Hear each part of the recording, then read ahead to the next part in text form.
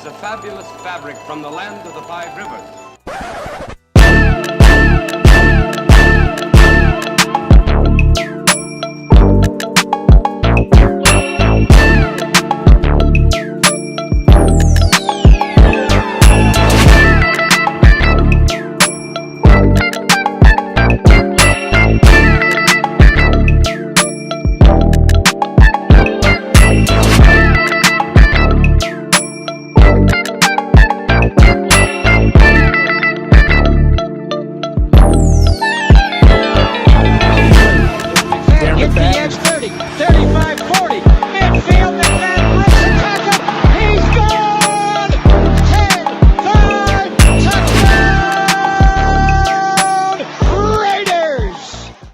Years ago, when we came to Los Angeles, I really believed that the greatness of the Raiders would be in its future.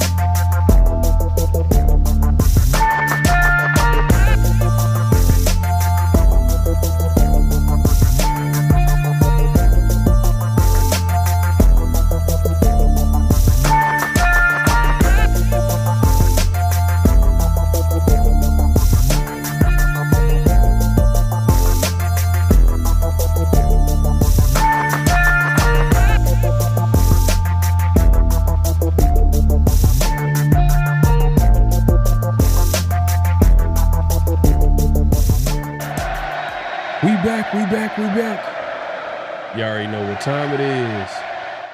Oh, you didn't know? 50-50. Welcome to the 50-50 Show with PharoahNFL and the Severe Raider, the realest show for Raider Nation.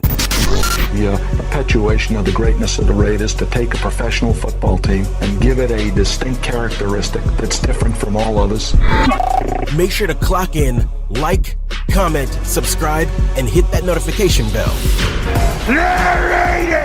Man, you already know what time it is, man. It's the 50-50 Show. Make sure to clock in, hit that like button, hit that subscribe button, hit that notification bell.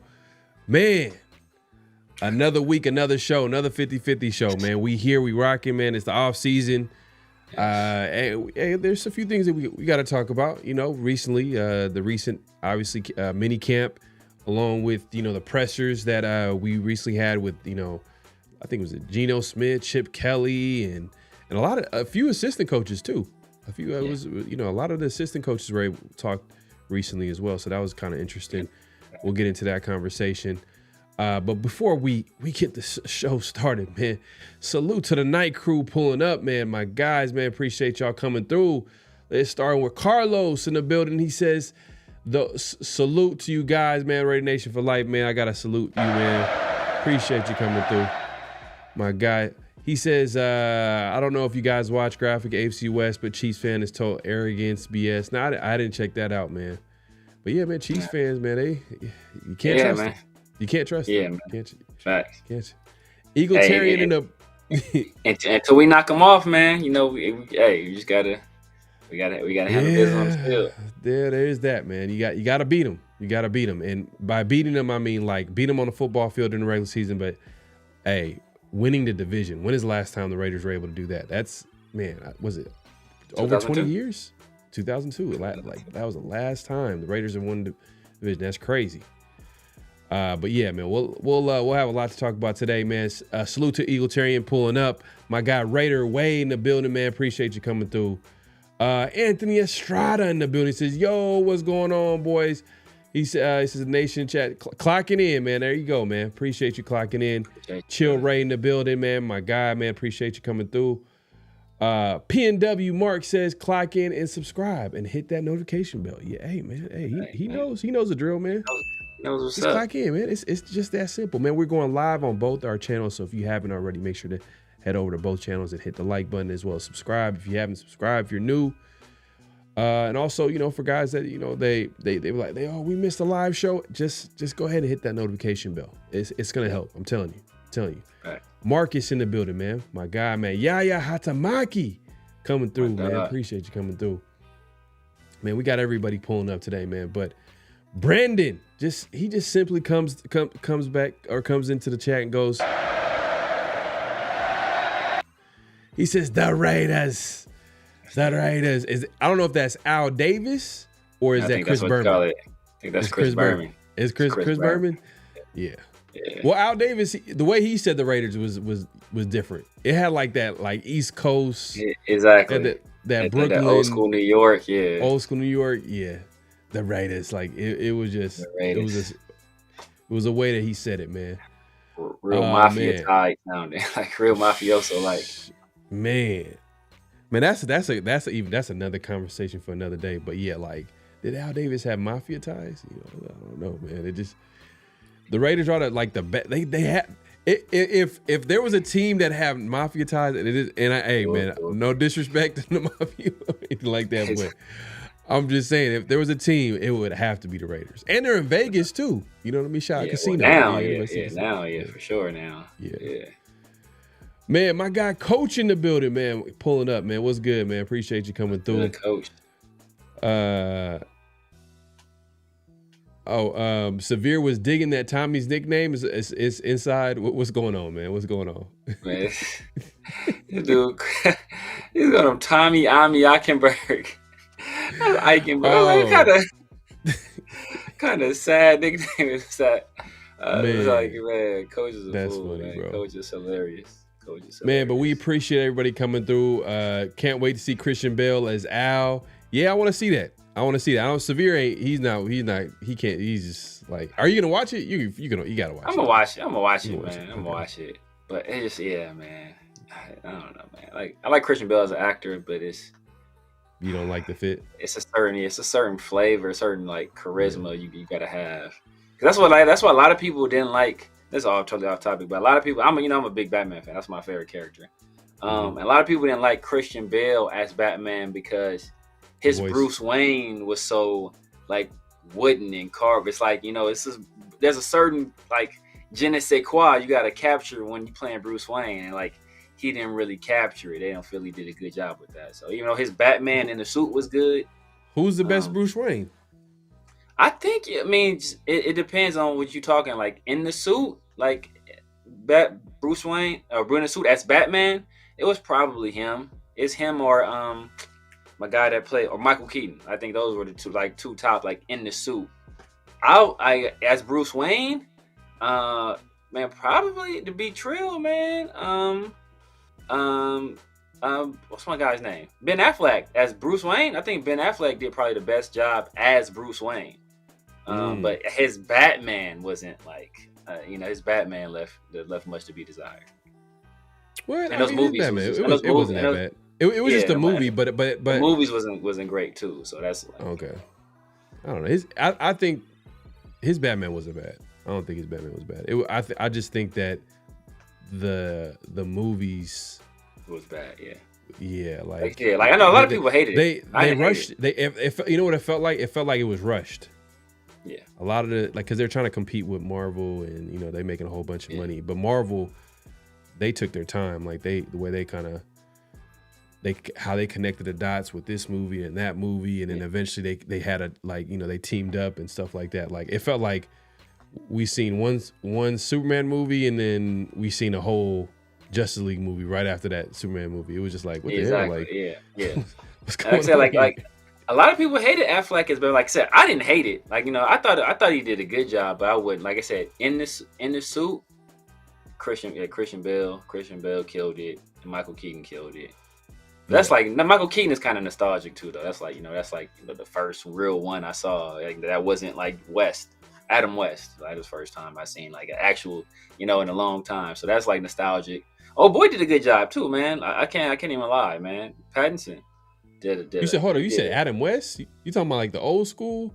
Yeah, I'm saying that's nostalgic. So I said when I saw Michael Keaton like do it, like the only Batman I had seen was like Adam West. So when I was a kid, the first time I saw Batman, I was like, yo, this is way different than like the other stuff I had seen. So that's why Michael Keaton is always going to be like, always going to have like a special place for that performance, just because it was like the first like gritty, like non-corny Batman that I had seen. So it's like, oh man, this is the Batman I like.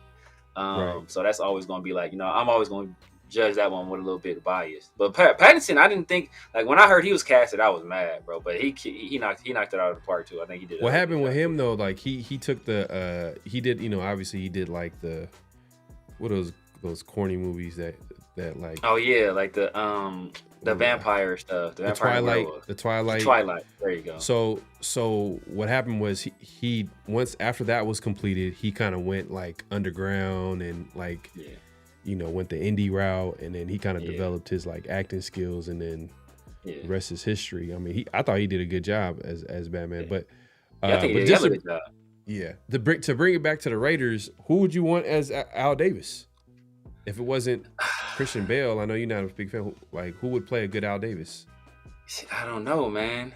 I don't know. It's like, it's not a lot of powerhouse actors right now I could think of that can, like, I would want in that role. Mm-hmm. I'm trying to think of somebody. Trying to think who would be. Because you're thinking more of the look. It's the look, but it's like the charisma of it all. Like, like that's what I'm saying. That's why I think like Christian Bale struggled playing Bruce Wayne, because like the charisma is not there. Like he did a great job as like when he played American Psycho, because that dude is not. He's like not a real charismatic guy. He's like like he was a psycho. So you can kind of capture that, but like you gotta, when you like trying to play like Al Davis, who had like so much flavor and so much like swag, and just like he was just like the dude. It's gonna be hard to capture that for him. I think, like I said, but I'm judging, and to be fair, I'm judging that mostly based off his inability to capture it with Bruce Wayne. Coach, I'm with you. It's Nicolas Cage is what I'm kind of like. I mean, and Cage is not a bad actor. It's just I don't know how that's gonna turn out. Like him playing John Madden, but he's done a lot of odd movies lately. That's where like kind of like he's done some weird movies recently where it's like like, it's some wild stuff. Yeah, but maybe he's more prepared, and like he's gonna like try to kill it. You know what I mean? Because it's a big role. But yeah, man, I don't know. Now that I think about it, when you say the charisma part, I guess I can see what you're saying a little bit. Let's see. This was right. But I kind of can see him play Al though. I can see him play Al. Like the look, I can see him. I can see the look is fine. I think look, this perfect. I'm gonna let you go after this. This person, they're too old to do it now. They're too old to do it now. But if they made this movie like 20 years, it had to be a while ago. Al Pacino would have knocked Al Davis out the park. Knocked it out the park, bro. Everything. He would have killed it. But obviously he's too old now. But perfect right there. Yeah. John Gotti in the Raiders jacket. Yeah. Man, that's probably, that's not the, man. You said it. I didn't say it. You said it. Exactly, right? Daniel Kim, man, appreciate you coming through. The King of Mods in the building. John. Oh, you talking about John Candy? Oh yeah, that would have been a perfect John Candy. Oh yeah, man, yeah. R.I.P. Yeah, he would have been perfect. Yeah, he would have been perfect. Ooh, 808. Kevin Costner. Oh yes. Hey, you know what? 808, bro. I agree, bro. Too. Yeah, I agree. Yeah, facts. I agree, bro. I'm not gonna lie, like that one. But you think he would have got it with the charisma though? Because Kevin Costner's not like a high. I don't want to say that Al Davis is a high emotional guy, but he's he's kind of even keel as an actor. Like he's not. Yeah. He doesn't get really too high, but Al Davis is kind of like a big personality. I don't know if he could capture that. I don't know. Has he ever played a role where he had to play like a big personality? I don't know. Kevin Costner it feels like he plays that kind of same. Because I recently seen kind of chill. What's that movie about the NFL draft? Draft Day, I think. Draft Day? Was it Draft Day? Yeah, it's Draft Day. I think that's what it's called. Yeah. And and Kevin Costner was in plenty of other movies, but I'm just saying, like, I've never really seen him play like a big like personality. Like, it's almost kind of like the same kind of like chill, low key kind of. It's not like he's a bad actor, but Joe Pesci is Al Davis. That's goofy. Hilarious. That's goofy. Hilarious. I can't see it. I can't see it. But Joe Pesci is like man. I don't know. Joe Pesci. I think Joe Pesci's a good actor though. But he's good. I like Joe Pesci's actor too. But Joe Pesci, he's another dude that played the same person a lot. It's always like some mafia tough guy. Hey, Alec, I don't think Val was bad either, but Severe, he not a fan. He not a fan. I know he not a fan of Val. Yeah. I think Val was not a bad Batman. I just think Alex, so you put two back to back. You say he was not bad or he was bad.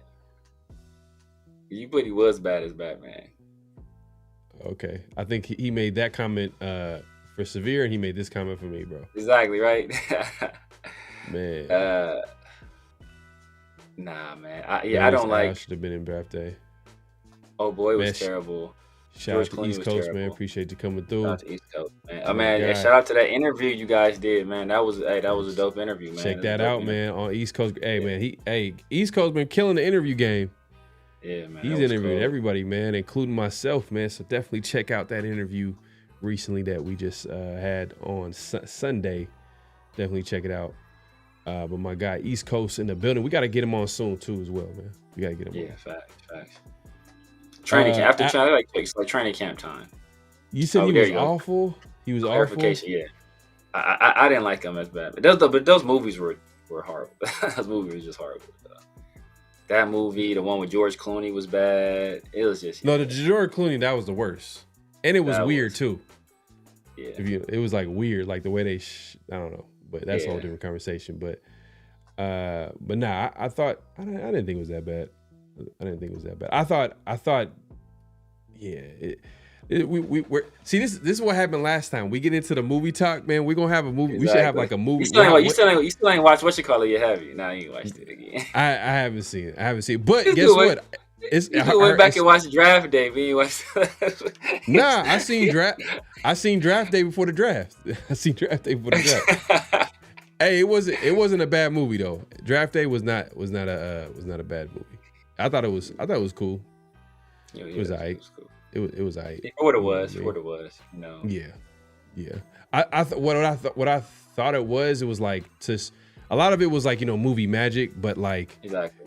But you could also kind of see like, oh yeah, this is how it like goes down. Like how GM's got a whole lot of pressure from the owners, from like trying to make a move. But then the move that they made, like the way he tried to, like he played, like he outsmarted everybody by like trading them out. That would never happen. That would never happen. Like you trade away your whole draft and then you get all of your picks plus more. I'm like, nah, that's never happened. That's why it's like you said, it's like the drama. It's the dramatization of it. Bro, I bet you he hasn't. I know he hasn't, bro. I haven't had time, bro. I haven't had time. But guess what? Someone just told me that it's available on Prime. You got to pay for it, though. So maybe if I find some time, man, I'm going to go ahead and watch it, man. I have time, man. I recently moved and stuff like that, so I had time to like do stuff like that. But busy but watching yeah, I'm Kevin gonna check it Costner. out, bro. Like, hey, because a lot of people said it's good, and I seen the reviews. I'm like, oh shit, I'm definitely gonna check it out. Everybody that I talked to said it was a good movie, so definitely gonna check it out. But yeah, man, hey, I'm gonna watch The Sinners. I'm gonna watch Sinners, and hey, this might be his best Michael B. movie. Jordan slander. That might be his best movie. Yeah, Michael B. Jordan. I don't think it's in theaters no more, Coach. That's the thing. But I saw it in IMAX, bro.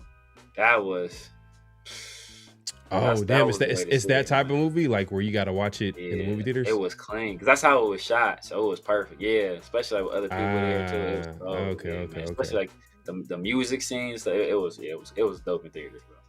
All right. I'm not a social person like that. I don't like being around people like that. So for me to get out the house and watch it, bro, it gotta all right. I'm gonna have to find a movie. There's always that one movie theater that's playing old ass movies. So yeah. You know, Sinners is probably gonna be one of those movies I gotta check out. But yeah, man, man. But hey, let's get back to the Raiders, man. Let's get back to the Raiders.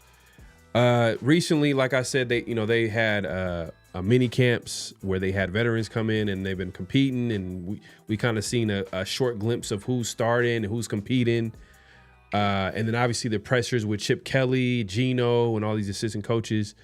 Yeah. I'm hearing it's a battle going on at left guard. We're kind of seeing early previews into that. We knew that going in, but now we're actually seeing the Parhams and the Meredith going back and forth. Alex Kappa and Rodgers, guy that recently they drafted in the third or fourth round. So they're battling. I think Kappa, you would think, probably would have the early lead, veteran, I'm sure they probably going to go that route. But hey, if Rodgers is out there competing for a starting spot, that means that's a good sign, right? Like that, hey, he's better than expected. And then obviously the big shocker to me is, and y'all might have seen it on the title, the thumbnail, is Jakorian Bennett. He's relegated to second team reps right now, with Darian Porter and Eric Stokes starting on the outside. Now, like, it's just mini camp at the end of the day. It's not like a huge deal. Bennett might be still coming back from an injury. Maybe they don't want to push him. Maybe they want to see what Darian Porter will look like against starters. That could be a reason why. But I'm like, man, like if Bennett's out there playing against second team, like that means he's good enough to be out there. So why wouldn't he be with the starters? So that's kind of interesting that they have. I mean, are you surprised that Darian Porter and Eric Stokes are starting right off the gate? Not necessarily, for the simple fact that those are two players that Pete Carroll had a direct hand in bringing to the Raiders. Like Jakorian Bennett is a guy he inherited. And that was a guy from two regimes ago. More. That Gruden drafted him, right? Was that a Gruden draft pick? Who? Yeah, JB was a That was a Josh McDaniels. That was Josh McDaniels. Yeah, that was Josh McDaniels. Bennett was drafted in the fourth, I believe. He was drafted in the fourth round. Yeah. Okay. Yeah, it's Josh McDaniels. So it's still like two regimes ago. So. He's not a guy he had a hand. No, he wasn't handpicked by either Spytech or by Pete Carroll, like Porter and Eric Stokes both were. Now he's also a little bit shorter than those guys. He's a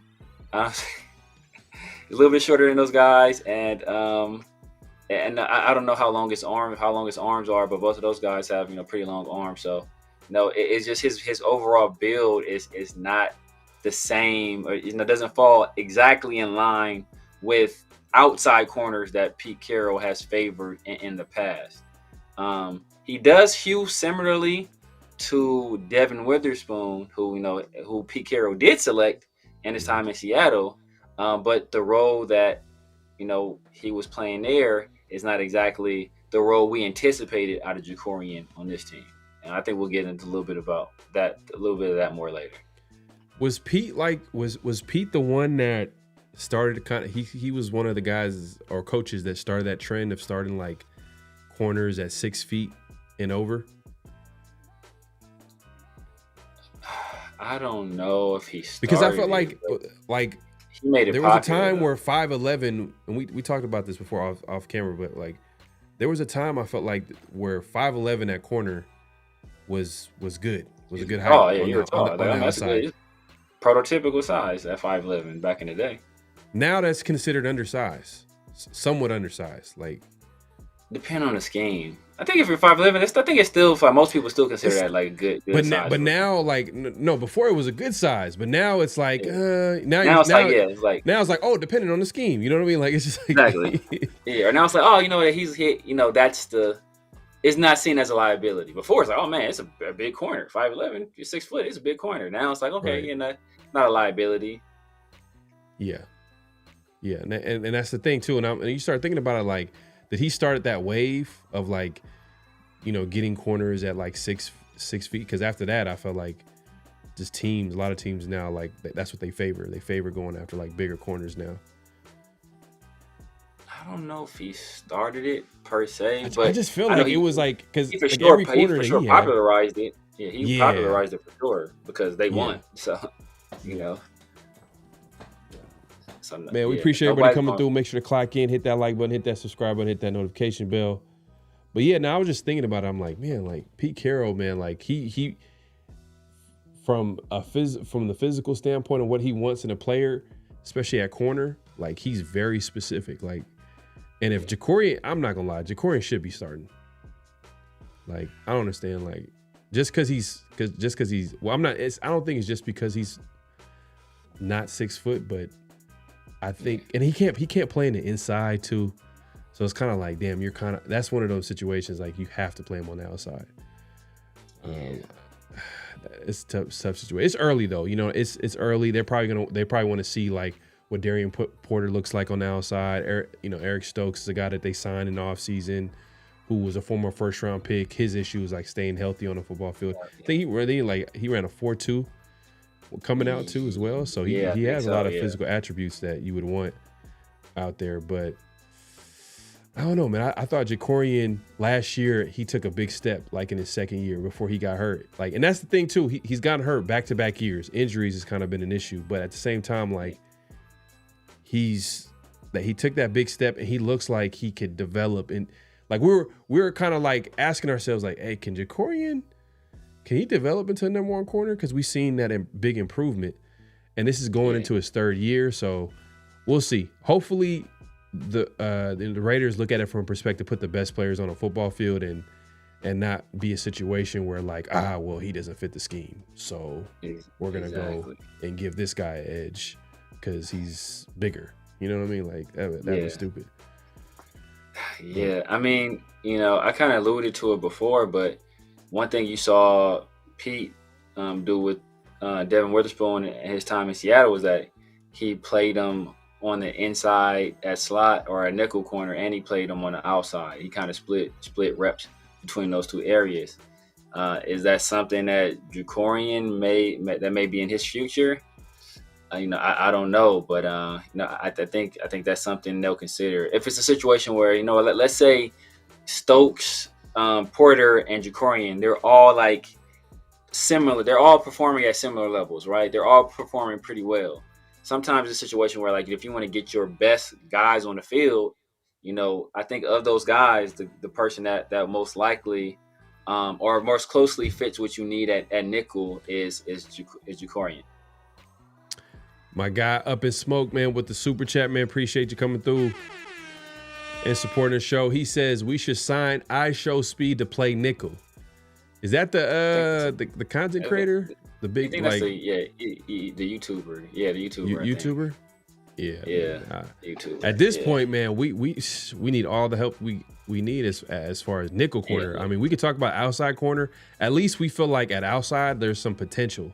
Like, maybe it can work out. Even though like corner, you can argue is a spot where there's like some question marks, but at nickel, I'm not sure if I'm 100% confident on where we at.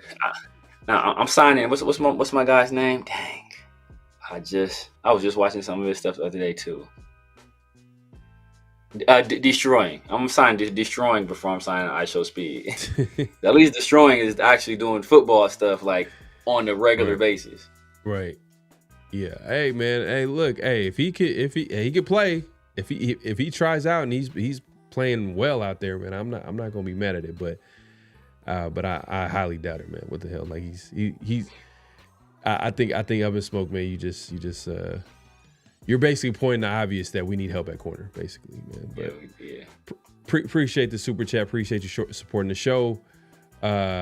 Super D says, pause. He says, Pete wants 6'2", 6'2". Oh, like a 6'2" corner. Yeah. Or at least over 6 feet. For Yeah. sure. Yeah. Definitely. AJ Simpson said, I think Pete made it popular to have tall. Yeah, that's what I'm saying. Have tall players all over the secondary, especially when you're playing a lot of cover 3. You're playing space, so having long arms helps that. But like, hey, so you're telling me like, hey, Earl Thomas wasn't tall though. Earl Thomas was like 5'10", 5'11", but he was athletic though. He's fast. Yeah. That's the thing though, man. I don't think Jakorian can play inside though. I mean, I think he might end up if he wants to get on the field, he may have to learn. He might have to learn. And because I think one of the things, like one of the coaches, the secondary coach was saying, like, it kind of Jakorian Bennett. And you see this this is one of the issues the Raiders are going to run into when you're consistently changing schemes and philosophies. Is that Jakorian and it's still early, but he's struggling with the technique and how they want to play corner, which is hey, this is his third DB coach in 3 years, so it's the way they play press is different than those other guys. Like you got to kind of stay over the top when you're in that cover 3, so it's different than how he played it before. So he's gonna have some growing pains. So it's almost like it's not quite as bad, but like remember when we had Pharaoh, and he had his rookie year wasn't great, but then his second year it's like, all right, man, Klee made some strides his second year, and I think PFF had him rated as like a trusted whatever you want to, but I think they had him as like a top 15 edge defender or something like that, some wow like that. It was like, all right, well, we saw some strides being made. Like, hey, maybe he can turn into something. And then Gus Bradley comes in. It's like, yeah, bro, you out of here. You out of here. You don't fit what we want to do anymore. Oh, that's a good point. Because I was gonna say that Gunther left at that point, and Gunther was a Pharaoh guy. Like he wants a bigger DN. You know what I mean? That's able to stop the run. So. Yeah. It's sometimes Bradley wanted more juice, and that's why we got Yannick. Man, that'll be interesting. But I mean, if hey, look, Carroll, it's not a guy that I would like. I wouldn't question him a lot because I felt like he's done a good job over his career to develop the cornerback position, and he's able to so if he feels like maybe this guy is better at this spot, then we'll see. But Taddy 707 says, might as well put Tyree at nickel if we take Honcho speed. Man, that's wild, man. That's wild. That's hella funny. Up and Spoke with another super chat, my guy, man. Yeah. Appreciate He says, please go look at Thomas Harp's 40-yard dash, 10-yard split, vert jump, 3-cone, and broad jump. He's got athleticism and tackleability ability for nickel. I mean, I like Thomas Harper played well last year. I was surprised. He got a lot of snaps at safety. And I was impressed with what I saw from him. And he was out there a lot, even with Palomar and Merrick out there. Sometimes he would be out there with them also. So I don't know, how his hips are in coverage. When you're actually having to cover down there toward the line of scrimmage, how well do you move? Can you shadow a receiver? Because generally, it's going to be shiftier guys. It's more difficult to cover in the slots. Guys have two-way goals. You're doing a lot of shifty guys and these different route combinations. It's a lot more going on down there. So, can he adjust to that? And we've seen safeties do it. We've seen safeties do it in the past. So it's not an impossibility, but I'd have to see it. I feel like that's where they're headed to. Is they're gonna answer that nickel spot by having a combination of guys do it. AJ Simpson kind of alluded to it by saying, I think nickel will be some sort of combination of Chin, Polamalu, Lonnie Johnson Jr. mixed in, and maybe Harper. Maybe he's a guy that's going to get into mix. But he's a safety. He came in as a safety. So, but you're projecting him to be a nickel corner. So we'll see. He says, bro is twitchy. He's covered in nickel. He'll fit the run. Watch his college tape. Okay. Hey man, up in smoke, man. He's the first right here. He's standing on it, man. He's standing on it. He said Harper's gonna be the guy. Man, Piano Man says testing. Yeah, man, it's a live show. Live show. He said testing. Like testing. 1, 2, 3. That's Chargers fan. He a secret Raiders fan. Oh, Piano Man is a Charger fan. Ah, man. Fan. He's really a Raider fan, but he's on all the Raider chats. So he's really a Raider fan. Come on, man. Nah, you really Raider fan. All right. SoCal Sal in the building, man. Appreciate you coming through. I think we'll play a lot of 3 safety sets and big nickel this year. Okay. All right, man. Hey, people are kind of like they're trying to predict what the Raiders are gonna do, but we'll never. Hey, it's a lot of time between now and the start of the season. So you never know, like, if the Raiders pick up a corner, especially at training camp, people get cut left and right. But we'll see. Yeah, I said I should ban you right now. Yaya ain't playing, man. Don't mess with Yaya, man. He'll ban you. Yeah. He just that international banning people, right? He not. Taddy says, how realistic is Ramsey at corner or safety? I don't think it's realistic, to be honest with you.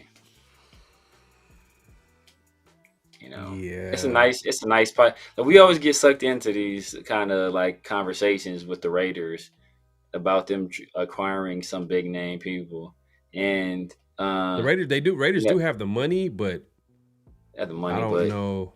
I don't even know if Ramsey wants to come to the Raiders at this point in his career. I think he wants to stay where he at, or no. But I think they kind of mutually agreed where they'll find a home somewhere else. But you think about it, like what Spytek already saying how cheap he is. He's already talking about, man, I'm cheap. Like my wife talks about how cheap I am. I'm super cheap. So, is he going to be willing to give up not only the draft capital, but then pay Ramsey too? Like, that's a double expense, right? He already talked about he cheap, and you want this man to splurge. Like, I don't think that's in his nature. Ironically, I think Dave Ziegler would have did it. Dave Ziegler would have did it. Well, because he did the Devontae. He did the Devontae. And that's the only time. That's the last time we've been linked to a big name player where it's actually true. Even people then was like, man, get this nonsense out of here. Like, okay, well, Mike Mayock, he's looking for houses. Remember the first time around where Ramsey wanted to come to the Raiders, and then Mike Mayock kind of confirmed like the Raiders were like literally it was almost official, and they went ahead and traded him to the Rams. Like they were like trying to trade for like John Gruden and Mike Mayock were literally going all out to get Ramsey to the Raiders, and it almost happened according to Mayock, but obviously according to Ramsey too. Ramsey confirmed it. Yeah. It is what it is, man. I think what Spytek was trying to say when he said that he's cheap. I think when it comes to draft picks, like money, but more so. I think more so like the draft picks. He doesn't want to give up his draft picks like that. So that being said, what would it be? What would it take to get Ramsey? What's his market? What can you trade for Ramsey and give up like a 4th or a 5th? Because he is getting paid too. His contract is huge. Or he's getting like, a pretty good contract, 20+ mil a year. Yeah. He's still got 2-3 years left on there. And then maybe I'm sure like it's possible that he'll come to the team that he get traded for him and, he wants a new contract or get an extension. Yeah. So what would you think it would take? I think it's going to take a third, fourth. But I'm thinking it's going to take a third. Just because I think there are going to be other suitors out there And I think there's going to be teams who are competitive that will be willing to say, hey, you know what? We're Jalen Ramsey away from being serious Super Bowl contenders. Let's make it happen. Like what I'm trying to think. I don't know who their corners are right now. But what's stopping Baltimore from saying Jalen Ramsey? I mean, they got their safety situation is pretty good right now. So Yeah, but Quake's corner. Oh yeah, safety situation hella good. I'm thinking like he's gonna make that transition. I don't know why I'm thinking about it right now, but he's gonna make that transition to safety, which I think he can, like kind of like Charles he did. He played at Florida State. I mean, like he was drafted. Like a lot of people didn't know whether he was gonna play safety or corner in the league. So yeah, I mean Baltimore right now they're in a Super Bowl window, and they keep missing out. Like last year, like people kind of were like they're. I don't want to say a disappointment, but like it was a little bit of like a letdown. Like they weren't able to make the Super Bowl because that was a team that everybody was picking to go there at the very least, not let alone win it. So I can see Baltimore making that trade. Yeah, Buffalo. I was going to say Buffalo. That's another team. Buffalo. Do you think they're still in that window, Super Bowl window? Yeah, I mean, look, you got a franchise quarterback. You in that window. You're in that window. Well, I don't know. Look at the Bengals. I think they're in, but see, I think they're in that window. That's why. You don't pay T. Higgins and Jamar Chase if you don't think you're in that window. Yeah, but they're just doing things differently. Like they're just paying like all their like skill position players, but then like they ain't paid what you call it. They ain't paid Trey Hendrickson. Damn, bro. They ain't paid Trey Hendrickson at all. And he's a dog too. And he's a dog, man. I think he led the league in sacks last year.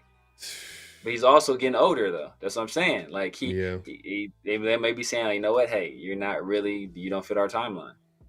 Yeah. I don't know, man. I'm trying to think who are the Super Bowl contenders that would actually trade from.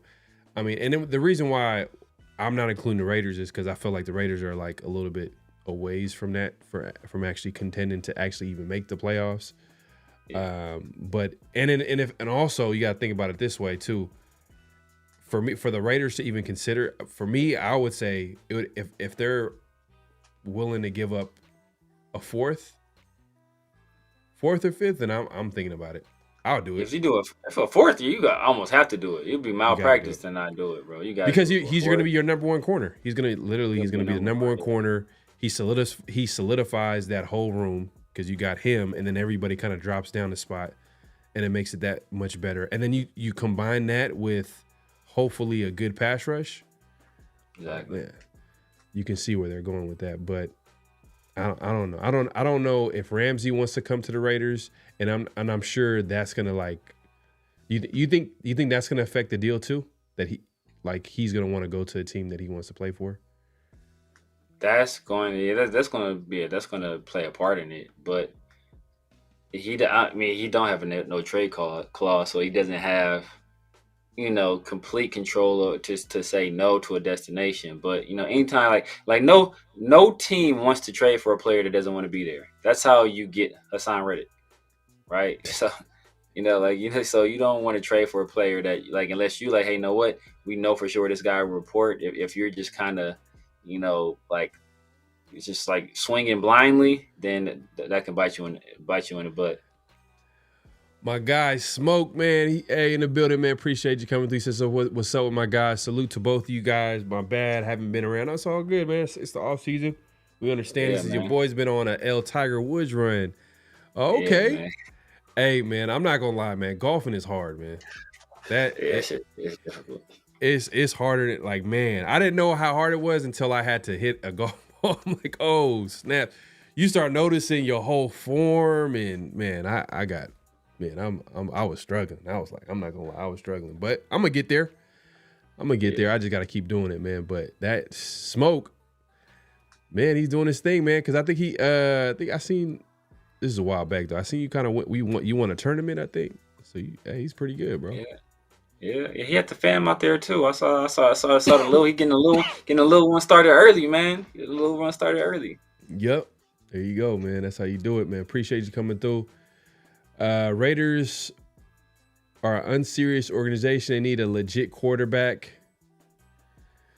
I mean, hey man, I think that's every team. Every team wants a legit quarterback. It's the problem is finding one. But I think Geno will be solid for right now.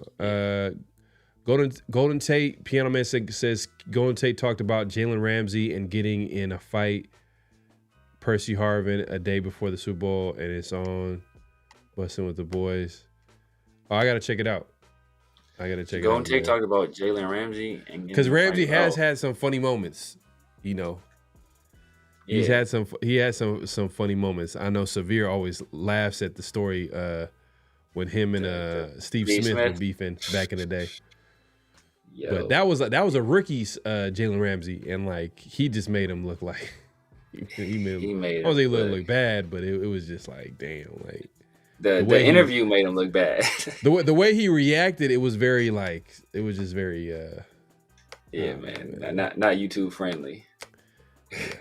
Pretty much. It was but I'm trying to think. But Golden Tate had to talk. He had to be talking about Jalen Ramsey separately because he never played with Jalen Ramsey. He never played with Jalen Ramsey. Because Golden Tate, he played for the Seahawks and then he went to the Lions. I'm trying to think where he finished his career. I don't know if he ever played with Ramsey at all. I could be wrong though. LS says there isn't any universe where Spy Tech, so he's doubling down. He says Spy Tech trades for Jalen Ramsey and pays for his contract, only gave up a third for a starting quarterback. Hey, but corner is a premium position too. And, yeah, for sure. And Jalen Ramsey, for most of his career, you know, was basically the best corner, if not top 2 or 3 corner in the NFL. Now, I don't think he's the best corner. I think Patrick Tan kind of took that spot the last couple seasons, though. I'm not gonna lie, like that dude. He like when I seen Devontae struggle, like the way Devontae was catching the football, like it was like, bro, like there was no way, like Devontae had to work for everything. Facts. And that's like I respected how like Patrick Tan played against Devontae, and I'm not gonna act like I've seen every rep that Patrick Surtain played against every top receiver, but you know, Devontae's one of the he's the one defensive player of the year for a reason. Me personally, I got Derek Stingley as the best corner in the league, but you know, I'm not mad at people saying like you say Pat Surtain, like I'm not gonna be like, oh, you don't know what you're talking about. I'm like, yeah, Pat Surtain too, like he right there. Is he because he's a Bronco? Is he Bronco? Not even that. Patrick Tain to me, he's a dog. I didn't know if he was that dude. Like forever, man. Champ Bailey was that dude, man. He was a Bronco. Like I ain't gonna hold you, bro. If you that dude, you that dude, man. Champ was nice. You that dude. From the Redskins to the Broncos, man. He was one of the best corners back in the day. But so it's close then. It's like super close. Yeah.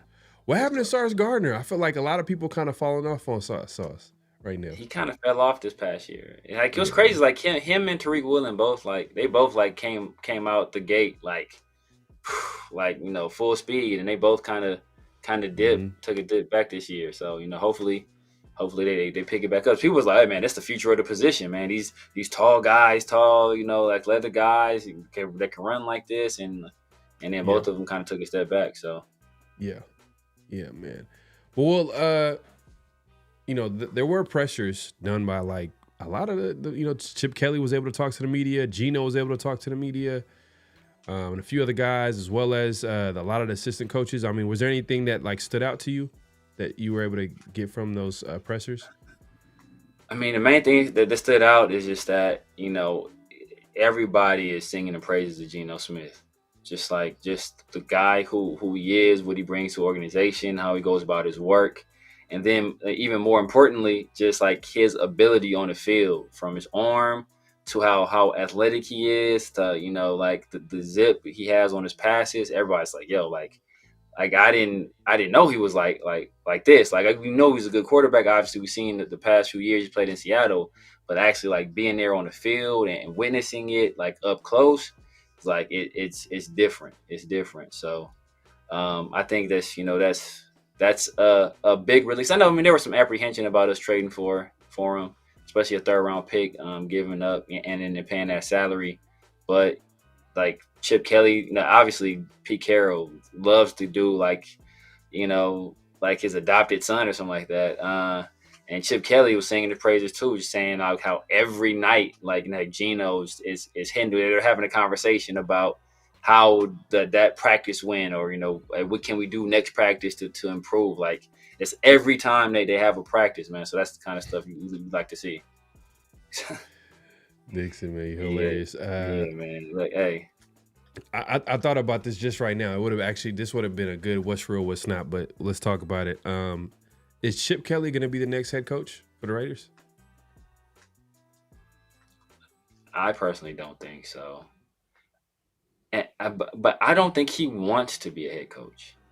I don't think Chip Kelly wants to be a head coach. Maybe different. Maybe at the NFL level is different. Maybe he does aspire to be a head coach at the NFL.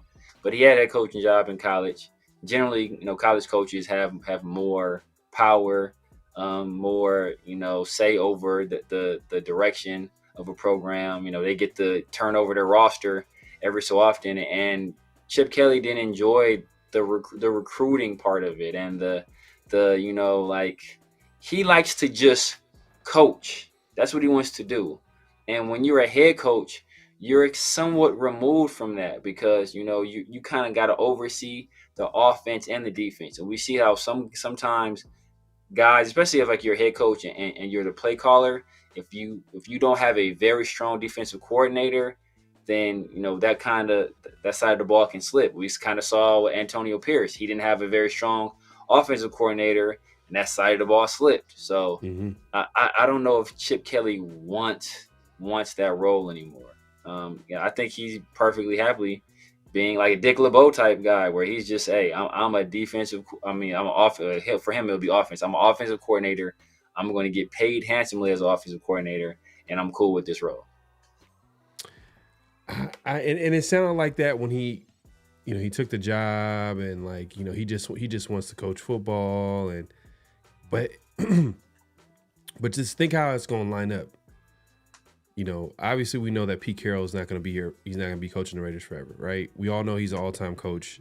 He's 73 years old, oldest coach in NFL history by the time he coaches the first game of the season. Yeah. But look what's going to happen. Let's say the offense is rolling. Geno is playing his best football of his career. Or you combine that where Geno's playing solid, they get a young QB, and, Pete Carroll, after, a few seasons, he calls it quits, he hangs it up. It's almost like, you don't want to ruin that situation where you want to lose. So you're saying Chip Kelly is going to be the offensive coordinator no matter who becomes head coach? Because if the offense is rolling, you wouldn't want to ruin that chemistry that the offense has, but mostly importantly, whoever they're developing at QB. Because I'm assuming that the Raiders are going to be in the we say this every offseason and it doesn't happen, but they're going to probably draft a young QB early next year. Are they? Are they? Are they going to do it? I'm just saying.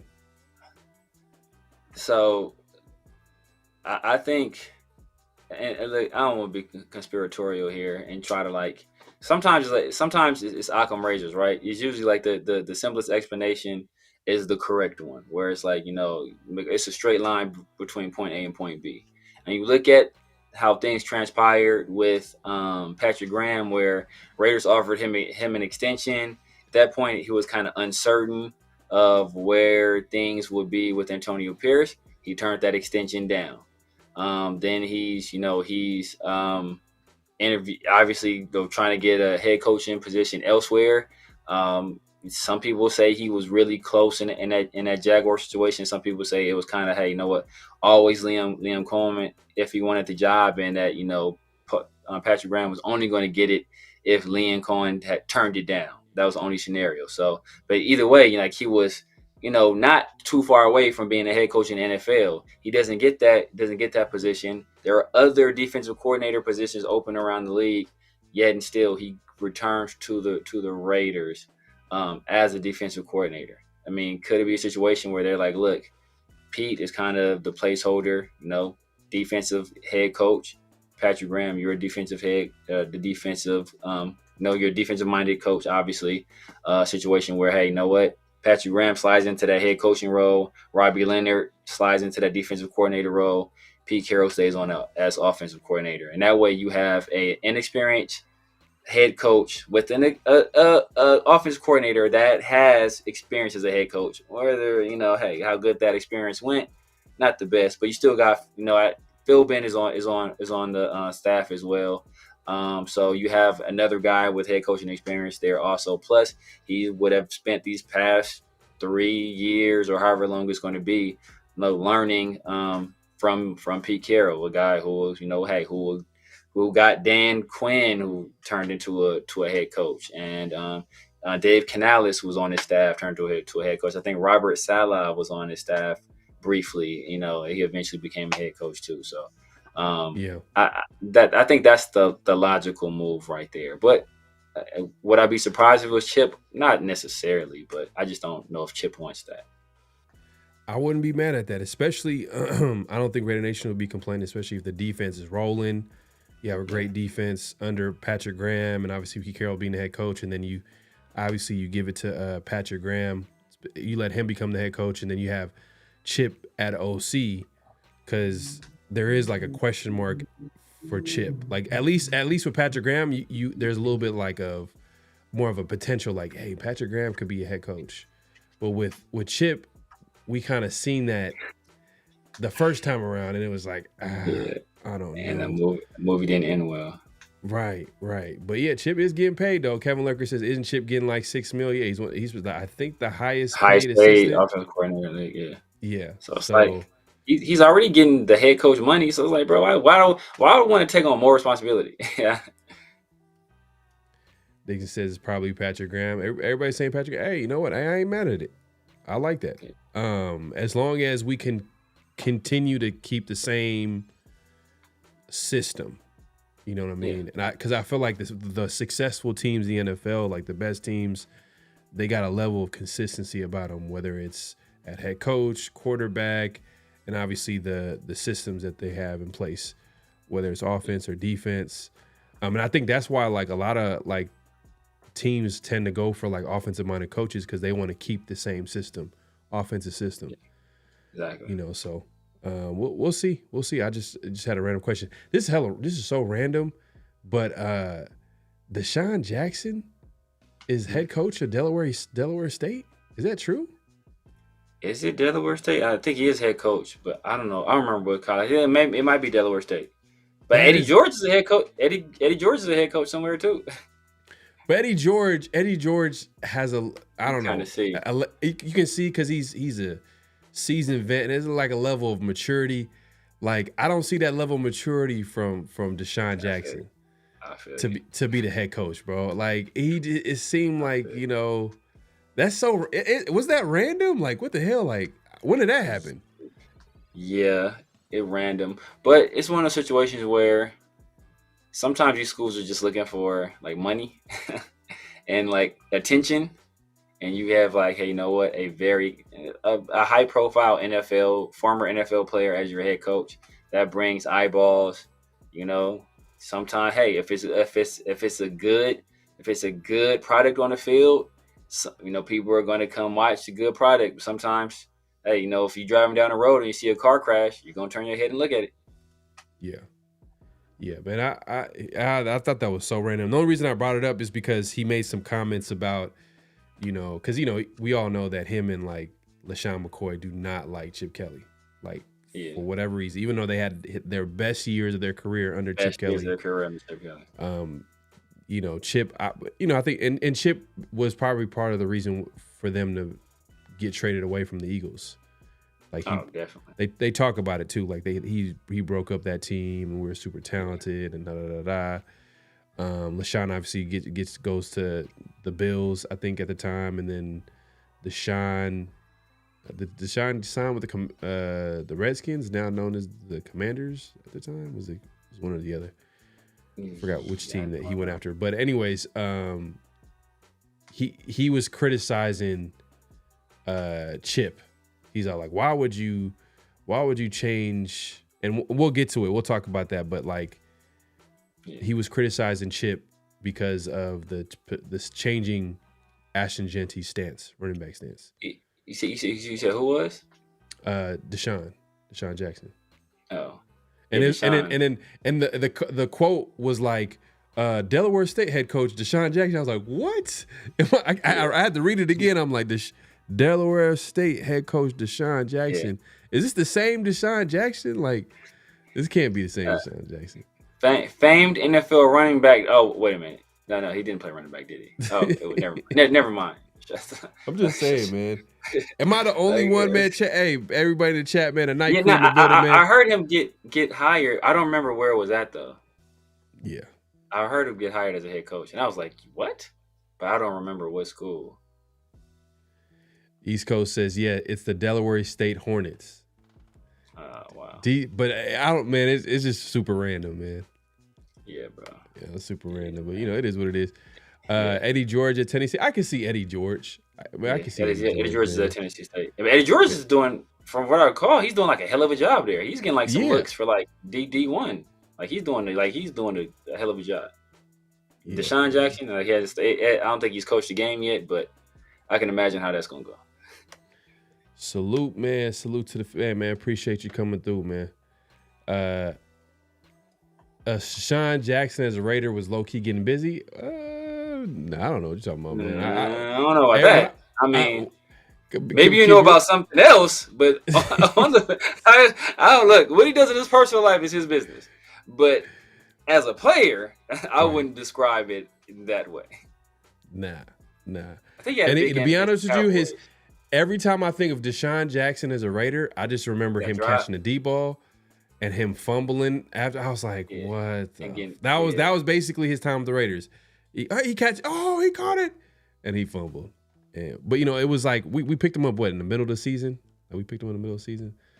So it's kind of it's tough, man. I'm not gonna lie. Football is one of those sports, but it's tough to like come in the middle unless you play like on the D line or something like that. Facts. To be impact in the middle of the season, because even remember Carson Palmer came in and like and to be honest with you, I didn't even agree with giving up on Carson Palmer.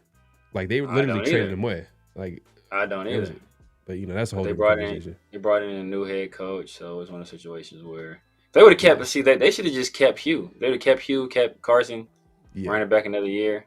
But obviously they hired Reggie McKenzie, and Reggie McKenzie, was kind of it's a Jalen Carter situation probably. You about to take the heat for this, or this is we're gonna say it's your decision, but we really know who decision was in that situation. Right. Cameron, there you go. Yeah, man, it was getting busy. He wasn't. That's what I'm saying, bro. I was like, exactly. He's being sarcastic, man. Facts. I mean, he's probably trolling. You got to be trolling. Come on, man. Man, we appreciate everybody coming through. Make sure to click in, hit that like button, hit that subscribe button, hit that notification bell. But yeah, man, let's not waste any time, man. Feel like we got to get into. Did we forget anything? I forgot. I don't feel like did we forget something? I think we touched on. Okay. All right. Well, let's get to let's not waste any time, man. Let's get to flag on the play. Personal foul, 69, offense. He was giving them the business. It's that time, man. It is that time. It is flag on the play, and Severe, man. Let's start it off, man. Start off. What is the flag this week? What we got lined up this week? Flag this week. This is a hot off the presses. Well, not exactly hot off the presses, but this is a flag that just happened today. And, I don't know about you guys. I am a sports fan. One of my favorite sports is basketball. Obviously, we're in the thick of the NBA playoffs. The finals start on Thursday, and the New York Knicks were just eliminated in the Eastern Conference Finals by the Indiana Pacers, and they notified their head coach today that he was being fired. So the guy was 2 wins away from taking this team to the NBA Finals. This is the best season they've had in 25 years. The first time since like the early 90s that they've won 50 games in back-to-back seasons. He's went to the playoffs in 4 of the past 5 years, and they decided to fire him today. It's crazy. Yeah, man, I'm not gonna lie. That was shocking because the Knicks have always been kind of like a struggling team from like just growing up. I mean, obviously in the 90s they had like their run. I think a lot of their issues, it seems like, comes from ownership. Like their ownership is just really toxic. You know, it is what it is, man. I just think that I think it was a short-sighted move. They felt like they could. The grass is sometimes the grass is not greener. You know what I mean, on the other side, man, at the end of the day. Like, and I felt like they were able to, I know he's been there for 5 years, but they literally, for what, it's 25 years since they've been to the Eastern Conference Finals? Like, I mean, their best finish in the playoffs. Since that stripe-sorting season when they lost to the Spurs. And on top of that, you got to think some of the players on the team, they were traded within the same season. So, like, if you're not going to give this guy an opportunity to at least capitalize on, like, building that chemistry that you got to build in order to win the championship, like, I don't know where they're going to go after this. I mean, I know that, you know, their franchise superstar, like when asked, this is before that he was, you know, fired, obviously, but after, you know, they got eliminated, someone asked him like about, you know, the head coach's job status, Jalen Brunson.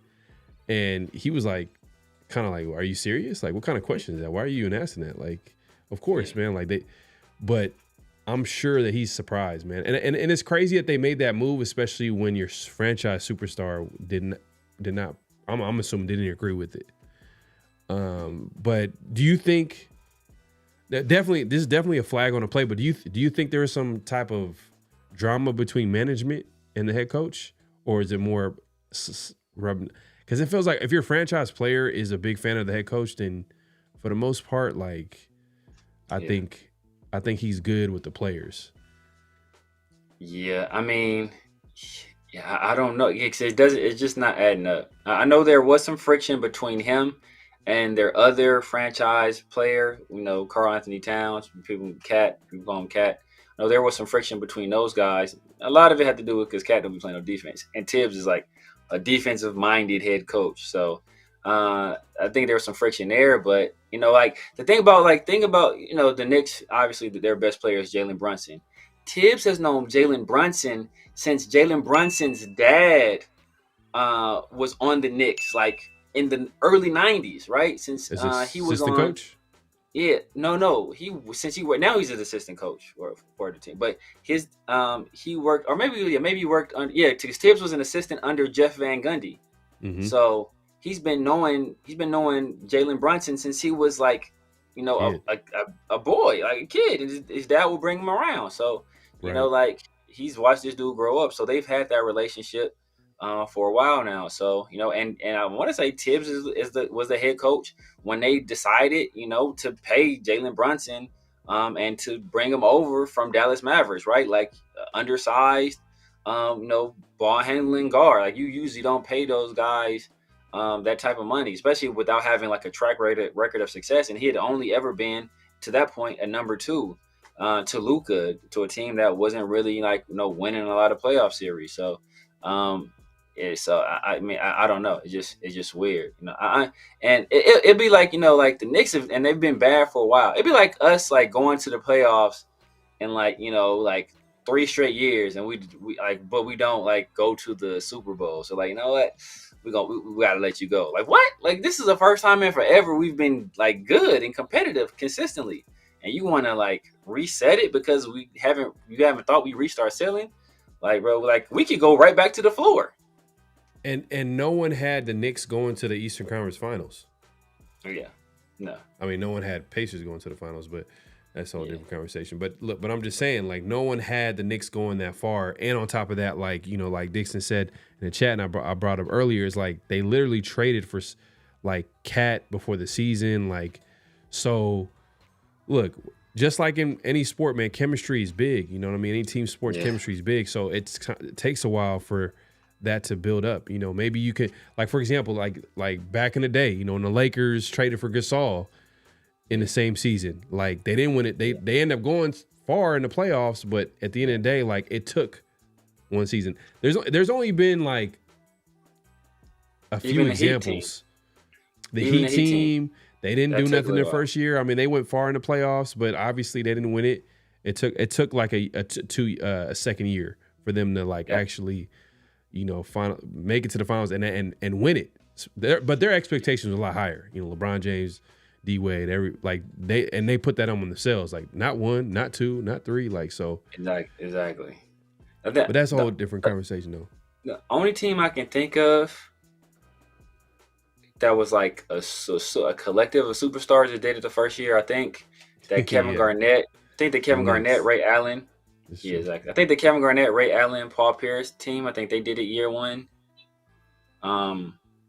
The obviously Golden State is a little bit different situation. They had already won a championship, but they did it year 1 with KD, and then I think it's not really the same. It's kind of the same dynamic. The Kawhi Leonard when they traded, the Raptors traded DeMar DeRozan for Kawhi Leonard. He was only there for 1 year, but that 1 year they won the title. That's the last. That's the only teams I can think of for sure where it's happened that fast. Out of dozens and dozens of other examples where it hasn't worked. Yeah, man. It's just weird, man. It is what it is. Some of it has something to do with like politics. Sometimes it has something to do with like people feeling like they can upgrade, but like I wonder who's going to take the job. I wonder who's going to take the job. Like who's going to be the replacement? Because like the Celtics are going to be back next year. Well, actually, you know what? Damn, what's his name got hurt? He got Achilles. Oof. Yeah. Tatum. Yeah, he's going to be out probably all of next year. Ooh. He's probably all of next year. Yeah, it's going to be tough, man. I think it just put a lot of pressure on the next guy coming up too. Next coach coming in. But some people might say this is kind of similar to the Warriors. Remember Mark Jackson was developing that Warriors team. He took them to the playoffs. Like the Warriors ain't go to the playoffs. Like they weren't a perennial playoff team.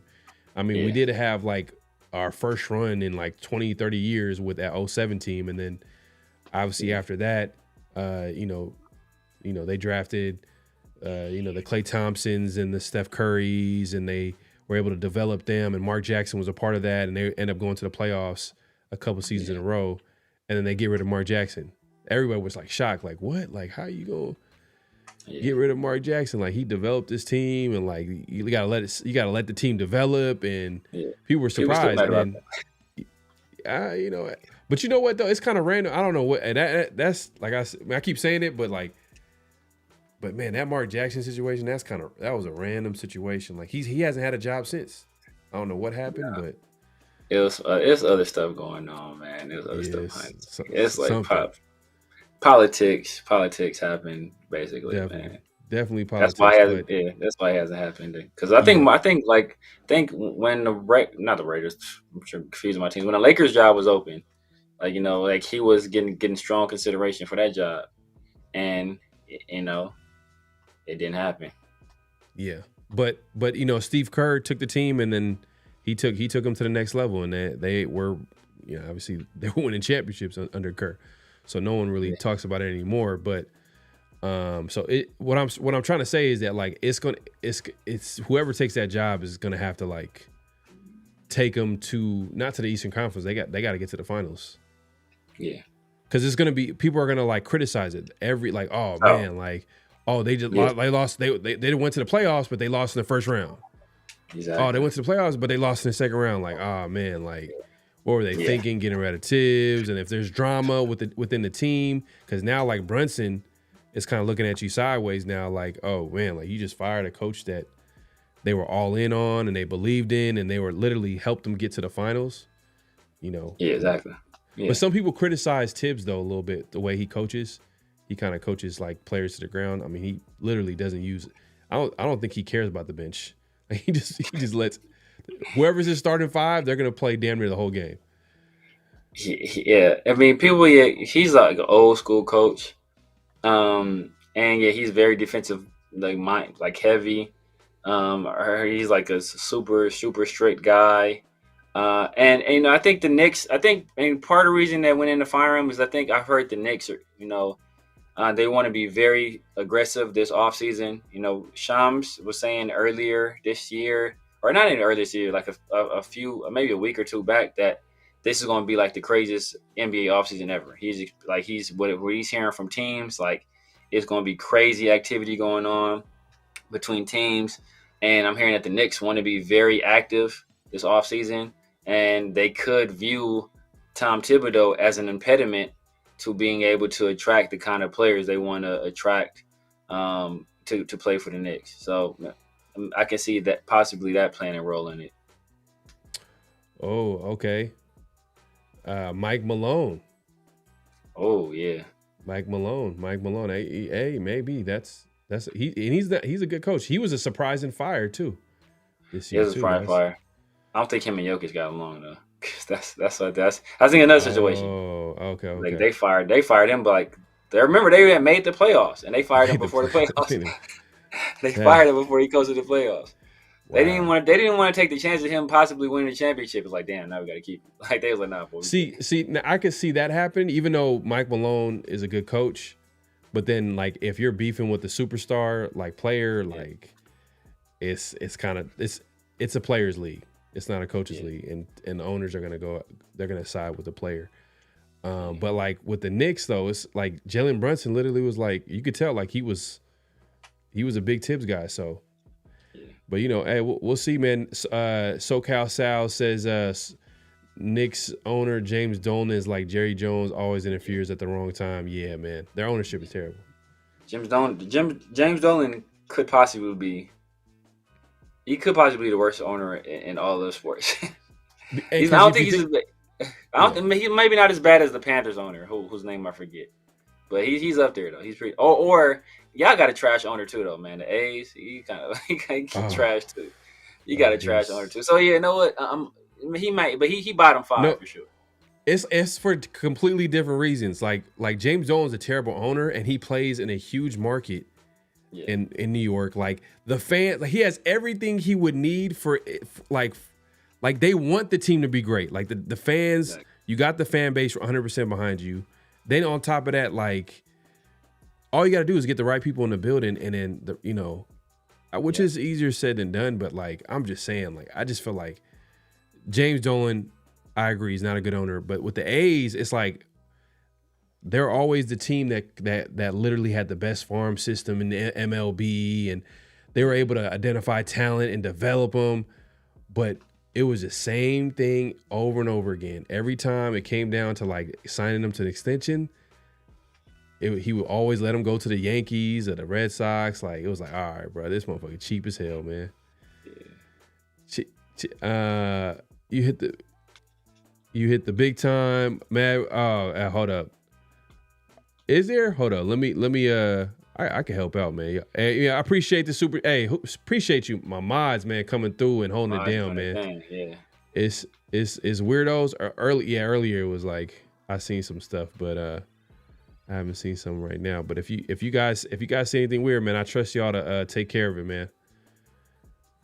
Appreciate you. But yeah, man, definitely flag on the play. Let's move on to the second flag on the play, man. Go to the second flag on the play. Second flag on the play. This is a flag for different reasons because you know what? In another context, I'd be giving this dude the biggest praise. Like, hey, bro, do your thing. But in the context of how everything is transpiring, I'm sure everybody's seen what our guy, newly signed New England Patriot Stefon Diggs, what he's been up to. And he was recently filmed on a yacht with some ladies, possibly ladies of the night. I don't know, possibly, but he was passing out party favors, and it's not the kind you get in. Well, maybe you get at parties in the '80s, but not the kind you want to be seen passing out. If you're a guy that's just signed a multi-million-dollar contract with one of the biggest brands in the NFL, so. It's not the greatest look. Nah, it's not, man. But hold on 1 second. My bad, bro. But yeah, I'm surprised he ain't get cut yet because it's the Patriots. It's the Patriots. You know they don't get down like that. I know Bill Belichick is not there, but like you got Bill Belichick disciples in the building. You know, with starting with Josh McDaniels, he's the offensive coordinator, and I think they asked him about the whole situation, and you know he was not like he didn't really say too much. That they're expecting him to be at camp and this and that third. He's saying all the right things, but man, look, Stefon, he's living his best life at the end of the day. But like with certain teams, that ain't gonna fly, man. When you put it out there, because it's gonna come back. That's the way to look at it. It's gonna come back to the team, and they're gonna have to ask questions. And I don't think, you know, the team like the Patriots is gonna want to deal with that. So definitely flag on Stefon, but like, man, he's only in the NFL context. Because other than that, bro, look, hey, hey, do your thing. We'll give you the, hey, bro, do your thing. I guess, man, but you know, bro, the videos is crazy. He's wild. He's out there on a yacht, just wild, all type of females everywhere, you know, just, and there it's crazy. It's crazy, but you know, it is what it is, man. He's like who's he with? What's her face? Cardi B. It was like a big yacht party with Cardi B, and then it's like girls all around him and stuff like that, and he's out here just not caring at all, and he knows the camera's on him. He knows. Oh. There's no way you don't know, bro. Come on, man. There's no way. But it's one of those situations, you know, like people probably don't remember this, but Vrabel got like arrested. Right after, like a few years after he retired, for like stealing beer, like from like I think it was from like a bar, something. But he got arrested for stealing beer. Everybody knows that, you know, Robert Kraft was all over the East Coast getting them rubbing tugs, bro. So you know, he's like, Rob, you can't say a damn thing to me, brother. Damn, that was like that was hella random, and you know it's funny because you know during like Tom Brady's like celebrity roast, like Tom Brady was like he told like the people that was doing the celebrity roast, like you can't like mess with Kraft, Robert Kraft. Oh, he said. That's yeah, crazy. There's a couple of people that said a couple of comedians, like they said a couple of jokes, and you could tell like Tom was like, hey, like, you know, basically like, come on, like don't do that, bro. Like, you know what I mean? Keep it on me, but not on Robert Kraft, because I'm sure like his stuff is way more sensitive. I guess I don't know, but for him, especially for him to be there. Facts. My guy Mint Beast in the building, man. Appreciate you pulling up. He says just want to pop in here and say what's good, y'all. Hey, man, hopefully we have you on soon, man. Gotta meet Mint Beast, man. Appreciate you coming through. Right. But yeah, definitely flag on a play. It's like it's on one side of me is like it's flag because it's like from a football context. It's like damn, you're clearly like just bringing all types of the wrong attention to the team. Exactly. But on the other standpoint is like damn, he doesn't care. He's just having fun, bro. He's having fun. Yeah. But you know, it is what it is. Like, and you know, hey, people can agree what type of fun and stuff like that, you know, but at the end of the day, like, it's what he wants to do in his free time. But in the NFL, it's like, I don't know why. It's you know, it's crazy. I feel like, I don't know, with football or sports athletes or whatever, like, it's almost like there's a different, like, way that we view athletes in that people kind of hold them to a regard of like, they got to be this perfect. Yeah, different standard. It's like, and at the end of the day, like they're humans. Like they want to have fun. You know what I mean? Like, why are we over here? I think because and the way, and I think it starts with like the league and the NFL or whatever sports in their leagues. Like they're trying to paint this picture of like you got to do it like this. If you do it like this, then you're bad. You're not. You're not. You're bringing too much attention to the team. But in reality, it's like, hold up, they can't have fun. Like they can't enjoy their lives. Like what's going on here? You know what I'm saying? Like it's you know it's hypocrisy. I mean, a lot of it is hypocrisy because people be criticizing NFL players for doing the same stuff they do. Like NFL, like they can't like do anything but like they expecting like 20 every waking moment has to be spent. You know, like watching film or like studying or working out or something like that. Like, bro, these people, like, they normal people. Like, they got lives they want to live too, outside of, just doing football stuff. Like, they football is their job. So hey, you know what? You work your job 8 hours a day, 9 hours a day, and then you go live your life. You just make sure your life, your personal life, isn't detrimental to your occupational life, but you still have a life you want to live. Well, it is kind of low key. It's kind of a form of control too. You can't do this. You can't do that. You can't do this. You know what I mean? It's like you're kind of controlling. You're trying to control what a player and they do it indirectly too. It's very indirect. It's because it's like, they're paying them millions of dollars. They put things in their contract, or they'll, especially NFL. What does it stand for? Not for long. Like, not for long. Yeah. We all see fun these, league. No fun league. You know what I mean? Like, for years they were flagging players for celebrating. You know what I mean? Which I always thought was weird. I was like, why are they throwing a flag? Because someone is happy that they scored a touchdown, or I'm like, what's? Yeah. I never understood that, even as a kid. And it's entertainment. Yeah. Like, bro, like, this sport is about entertainment. Like, if these dudes are coming up with creative celebration, like, bro, like, that just brings eyeballs to the games. That stuff is gonna be shown on Sports Center or on, like, the local news. Like, that's what you want. So I never understood that either. Yeah, man, smoke is hilarious. Yeah, facts. Diggs was playing That Party All the Time by Eddie Murphy. Man, this dude's stupid, man. This dude's stupid. Man. That Mad TV skit, I think it was a Mad TV skit, talking about when they was recording that song. And Rick James he's like, Eddie Murphy's like, man, how'd that sound? And Rick James was like, that sound good. Let me take a break. Every time you go to break, he's doing he's doing that booger sugar. Hey, man, we appreciate everybody coming through. Make sure to clock in, hit that like button, hit that subscribe button, hit that notification bell. Let's move it along, man. Let's get to notable quotables. This is where we play quotes that we find interesting and we feel like we can have a conversation about.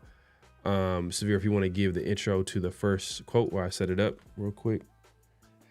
Yeah, definitely, man. So it's a little bit of a segue from a guy that once upon a time played for the Patriots. Raiders newly signed linebacker Elandon Roberts. He spent the first, I think, 4 years of his career with the Patriots, won 2 Super Bowls, 1 to 3.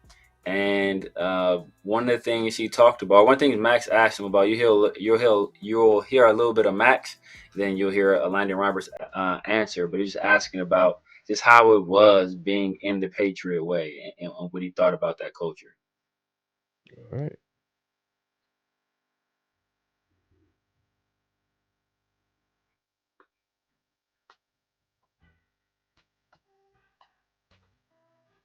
What was your experience? Did you truly enjoy like being in that environment, or was it kind of a shock at first? Because you hear like you talk about strict, like that's a whole nother level from what I've heard. And I was with Josh McDaniels for a couple of years too, and like they don't play about that. So what's your experience and take on that? Man, it's crazy because see, when I came in league 10 years ago, that's how locker rooms was. That's how it was. It was hard coaching. It was a lot of still old school coaches in the league. You still had like Wade Phillips and all them still coaching and stuff like that. So it was kind of like, it was the norm. But then you have the new energy of coaches starting to come in the league and every, people coming in different. Like, guys like, bro, why you hollering at me? So I just felt like, that New England way probably back then, it wouldn't work on today's game just because, the generation is different. What was... Yeah, it's facts, 100%. We keep hearing it, you know what I mean? Like, it's... And you can see the type of coaches that are getting hired. A lot of them are like player coaches. The ones that are having a lot of success, they connect with the players because it's like, at the end of the day, like, it's a different generation. It's a different type of player nowadays. So I 100% agree that the Patriot way doesn't work. We obviously seen it with Josh McDaniels. Like, it did not work, especially with him at head coach, because he's not a head coach. He's a assistant coach. But even then, even as assistant coach, like, you want to make sure you have a guy like a Vrabel. I know you're not a big Vrabel guy, but he's more of a player's coach. He's a guy like he was a former Patriot player, but he's not a like Patriot way disciple, if that makes any sense. So, I agree, man. And I mean, what's your take on it as far as, you know, what he was trying to say? And it's 10 years, Elandon Roberts. Did he say 10 years ago? Yeah, man, he's been around for a while. He has been around for a while. He's 30-something years old. Was it 10 years though? He just said have to be 3. Yeah, because yeah. I think he spent 4 with the Patriots, 3 with the Dolphins, and there's another. Was he that? Oh, okay, yeah. Dang, 10 years. That's crazy. But yeah, man. Yeah, it's like you said though, man. It's a new generation, and you know, I think that's why Pete is you know, he's able to connect with people so well, just because his stylistically, you know, he takes a different approach. So I think that kind of lends itself to the newer generation, where they're more likely to feel that, you know, to feel feel that bond with him than they are with the guy that's like, it's such a you know, top down style of leadership, where it's like, it's not as like Pete feels more collaborative, and on the Patriot way, it's kind of, hey, no, it's my way or the highway type of situation, and a lot of people don't like that. So just to answer the question, he was drafted in 2016 NFL draft. So base pretty much almost 10 years. You know what I'm saying? He was drafted by the Patriots in the 6th round. So man, he's been around for a while, man. That's crazy. Yeah. And I think we talked about this like before the show. You said like he won a couple of rings too. 1, 2, yeah. With the Patriots, I believe. Patriots, yeah.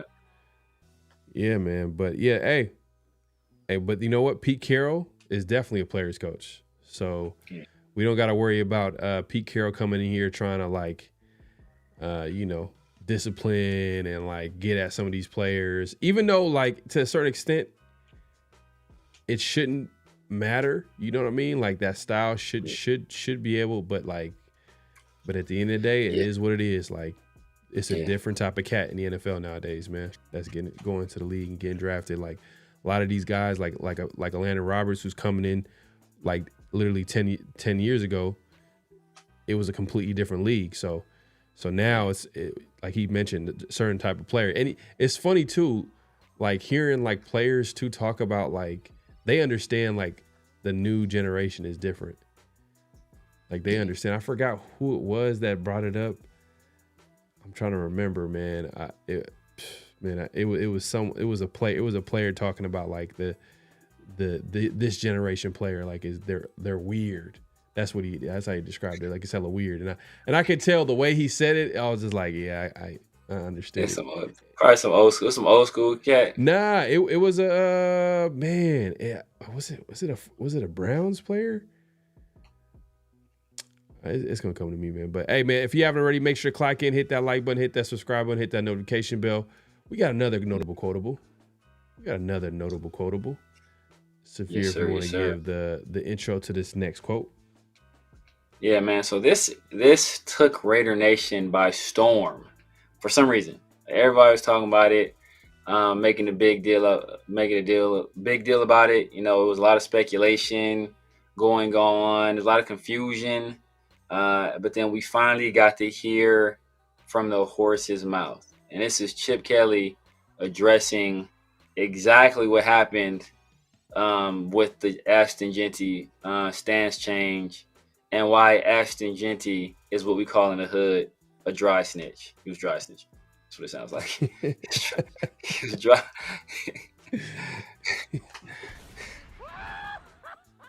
Dylan McCullough, our running back coach, is in charge of stance.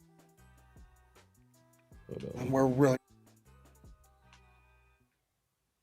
Let's get that clarified. Okay. Dylan McCullough, our running back coach, is in charge of stances, steps, alignments, assignments, and techniques. So he talked to him about that. I gave him an analogy of an athlete being in a bent knee position to make a play. And that kind of got blown into... I haven't told anybody on this team to be in any stances because I don't coach a position. So, but it's a bent knee game.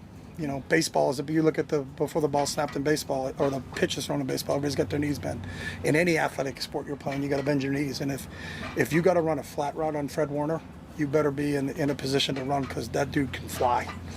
So all we're trying to do is put guys in positions to make plays, and he's adapted really well from going from here to here. So it literally is about 3 inches. So I really don't think that is that big a deal. So, but he's awesome, and he's such a coachable guy that you can do a lot of things with him. Let's get that clarified.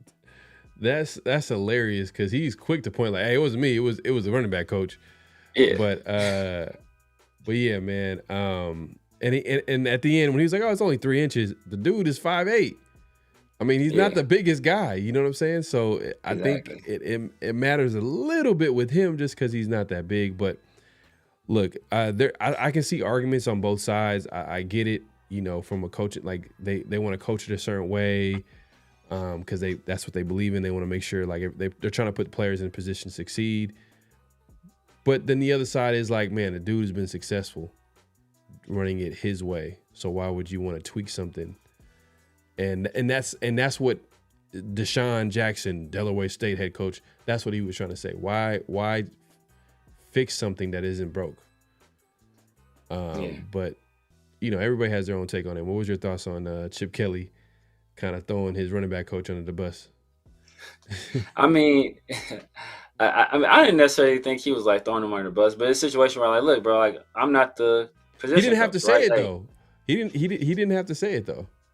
Well, I think the criticism was that, oh, look at Pete Carroll micromanaging again, and this is like the same thing he did with Philadelphia, where he's trying to micromanage. He was like, yo, bro, look, I'm the offensive coordinator. I don't coach positions. Like I don't tell guys how to line up, where to line up, what their stance is gonna be. That's not my role. Like I'm not going to assume that role. Like that's my running backs coach. He's the one that told me this is what he wanted. So when Ashton Jeanty came to me and asked me about it, I told him, hey, you know what? I gave him an example. And when he's talked about the 3 inches at the end, I don't think he meant like it's not a big deal in terms of Ashton Jeanty. I think he meant like people on the outside are going crazy over a 3-inch difference in the running back stance. Not necessarily that it's not going to be effective, because right before that he talked about like all the reasons why he thinks it is necessary. Like, you don't want to try to run a flat against Fred Warner, and you're not in a ready position. Like I made this example, right? Hey, you know what? Like people, why are you trying to tamper with his stance and do this? All right. How about this? Let me see a corner try to play press against a wide receiver standing straight up. See how that goes.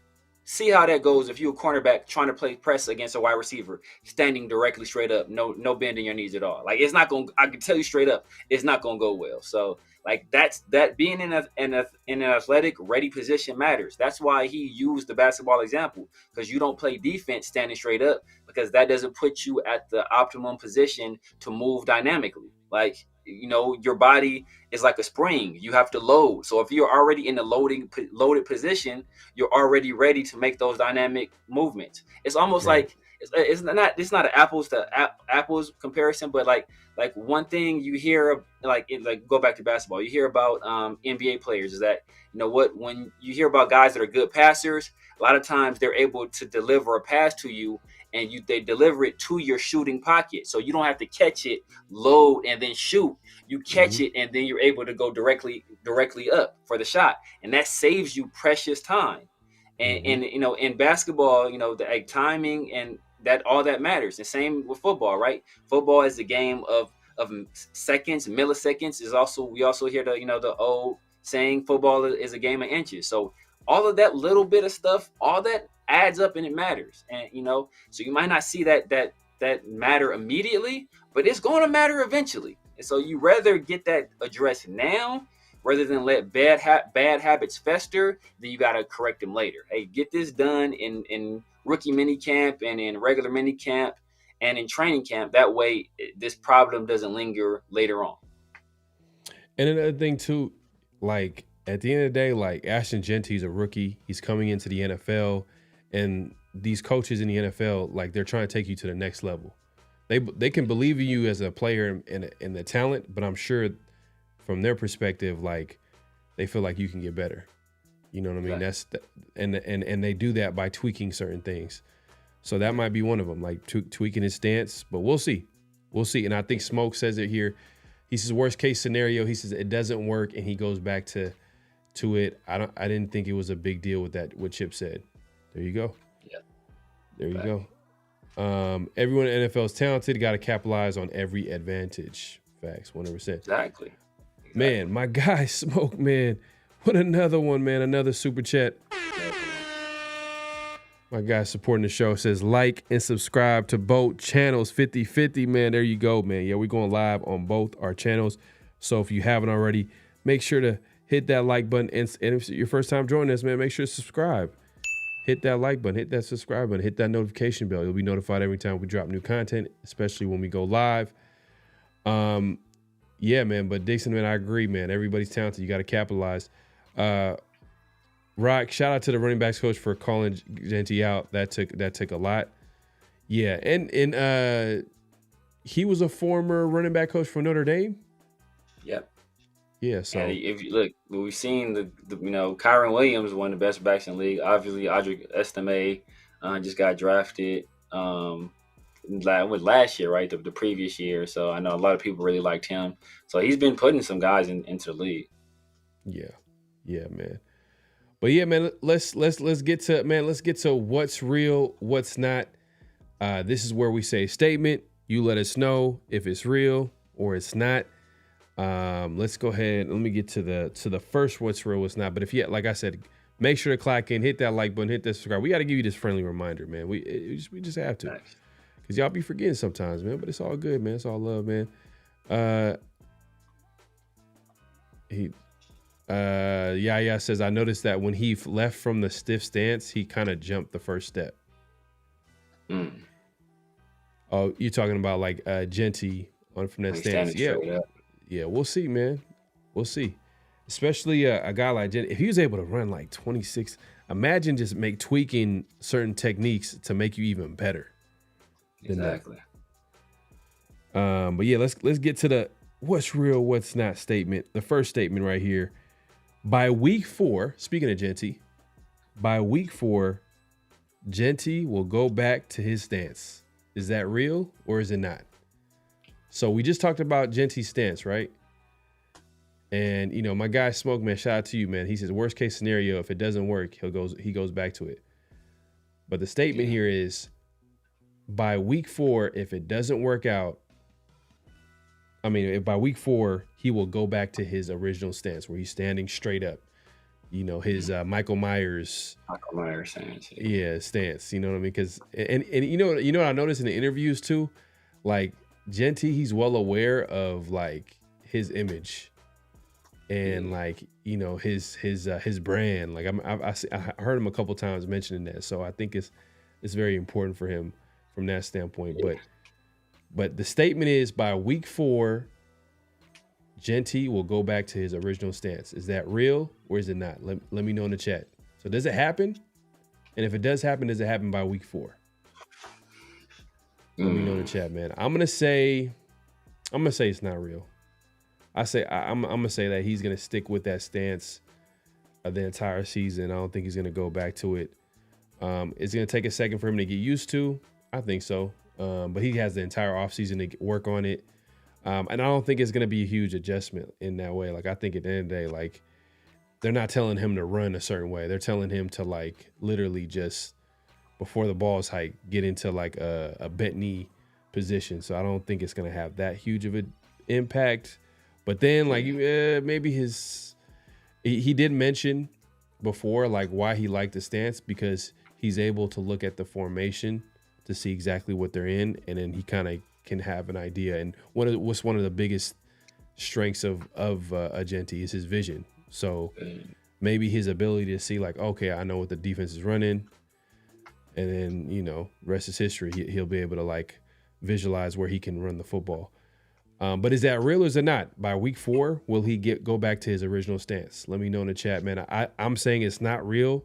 I think that they're gonna have him in it. Hey, look, he's locked in. He's locked in for the entire season. Yeah, that's I'm going to say it's not real, and like because I know Ashton, when they asked him about it when he was talking to Kay, he was like, "Oh, you know what? Maybe when I prove myself or whatever, I can go back to my original stance." So I think there's only two situations where he can go back to that one, right? And either it's under Ashton Genty's scenario where he does so well that they're like, "Hey, you know what? We're gonna let you do you." But then if he's running out of that stance and he's doing well, like if it ain't broke, don't fix it. Yeah. Or things go so disastrously bad that they're like, yo, man, we got to do something. Like, go ahead, go back to your other stance. Let's try this. And since I don't think he's going to come out the gates bad, I think he's going to come out. I think he's going to be an effective player. You know, I think they're sticking with it at least this entire first season. Rick Rock says real. So I think the majority of everybody's saying that it's not real. They feel like he's gonna stick with it, but Rick Rock is saying it's real. He thinks that, you know, there's gonna be a good chance that he's gonna be going back to his original stance. But we'll see. I hope not, man. That means that if he has to go back to his stance, that means that he struggled. Yeah, that's my assumption. Like, so I like that. it's not a like good Coach thing. said, or like Smoke said. I mean, yeah, man. But hey, man, let's go to the next what's real, what's not statement. Severe, man, if you want to go ahead and get to the second what's real, what's not. Oh, I got it. If you want me to, you got it. Yeah. I'll go with it. So the second what's real, what's not. You guys know the statement. We'll give you a statement. You guys tell us if it's real or if it's not. The starting linebackers going into the season will be Elandon Roberts, Devin White, and let's throw in Tommy Eichenberg as well. Elandon Roberts, Devin White, and Tommy Eichenberg will be the starting linebackers for the Raiders week 1. That's a nasty ass linebacker core. Damn, the Eichenberg at the end though, that was like icing on the cake. Like that's the one that kind of makes it. 'Cause, you know. Where's Coach at? Where my guy Coach at? I think you know what you know what I'm gonna say not real. I'm gonna say not real because I'm holding out hope that maybe Amari Gainer could maybe possibly get in on the action. We're forgetting about him too. So and it's all about and Pete Carroll's he's preaching competition. So if that's what he's preaching, then I'm sure he's going to be like, let the best man win. And if Amari Gainer can put his best foot forward, then it gives him a chance to compete. Jalen Smith, who had like an interception in the recent camp, it's only mini camp, possibly, but he was out of football last year. So it's like, I don't know. Like that's even, he's kind of in a worse situation. Like if Devin White was a guy that you didn't envision him starting, Jalen Smith would be crazy. But it's possible that a starting linebacker on a team might not be on a team right now.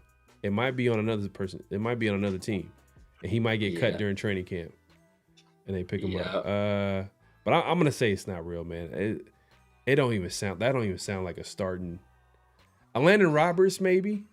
Okay, I could see Elandon Roberts. He's the only lock in that situation. Yeah, but he's a lot. Devin White, they signed him to a $1 million deal. That should tell you like how much they like feel like man, I don't know. You know, if we're gonna pay you $1 million, I'm not mad at it. But like it's just like one of those like they're not 100% confident.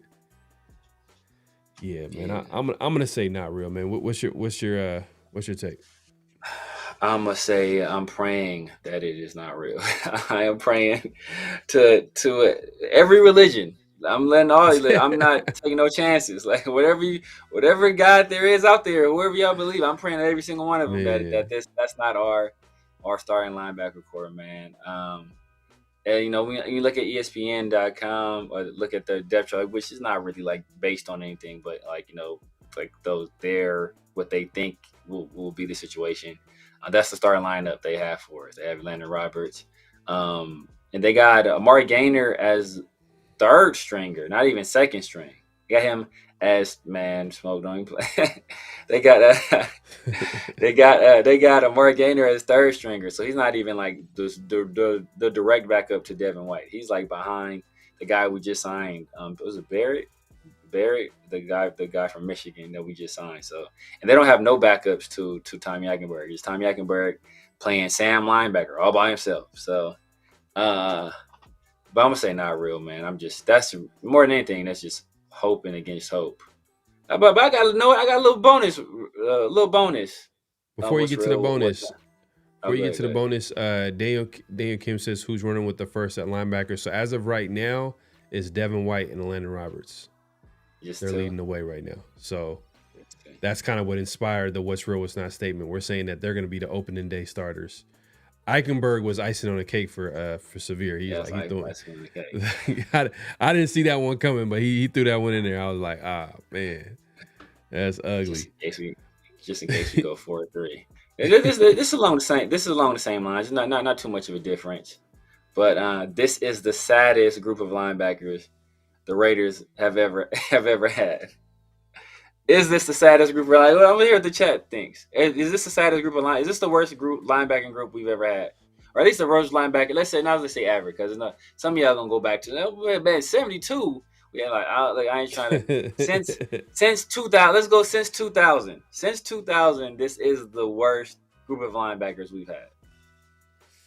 Is that real or not?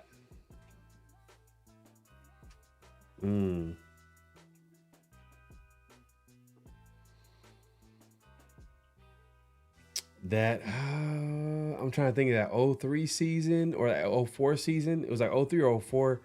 We just had some random linebackers. I'm trying to think. It's hard to say right now, man.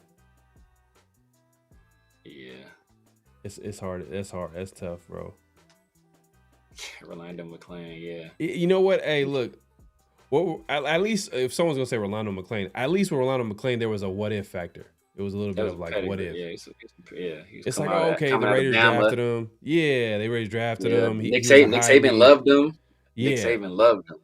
Alabama linebacker, Nick Saban loved him, like you said. Like, they drafted him in the first round. It's not like we picked him up somewhere. The Raiders actually drafted this guy, and there's a little bit of like, okay, maybe there might be something there, but we've had some like weird like Irons. Didn't we have like a linebacker like Irons? Wembley, he was like a backup though. Wembley Cameron was more Wembley. of a pass rusher. Cameron Wembley was a pass rusher. Yeah, like 8 sacks. He was a pass rusher. Yeah. Quentin Groves. That was Quentin Groves. I think that was Rolando McClain year, and we had Aaron Curry. The one year. Know what? We had like. I'm gonna be honest with you. Remember Ben Heaney? Miles Burris, Striker Sulak, God, Slade Norris. Oh, we've had some bad groups, but that's probably the worst. That's probably the worst. This may be this. But those were Miles Burris was a starter that year. I want to say that was Rolando McClain, Miles Burris, and I think Aaron Curry. I think those were the three. Aaron Curry was a bust too. He was a bust. He was a bust from Seattle, bro. Like you said, Pete Carroll got him up out of there. Pete Carroll replaced him with KJ Wright. Yeah, like immediately. Like he came right over to the Raiders. And he was still a bust. I'll be honest with you. I think Kurt Morrison. Darren Ball, R.I.P. to Darren Ball. Yeah, Kurt Morrison and the boys. I don't think they're the worst, but I feel like they were overrated. That they were overrated a little bit. Because we weren't overrated. Yeah, because I feel like he got a lot of his stats were padded. Like he would get tackles after the running back or whatever player was like 10, 15 yards down the field.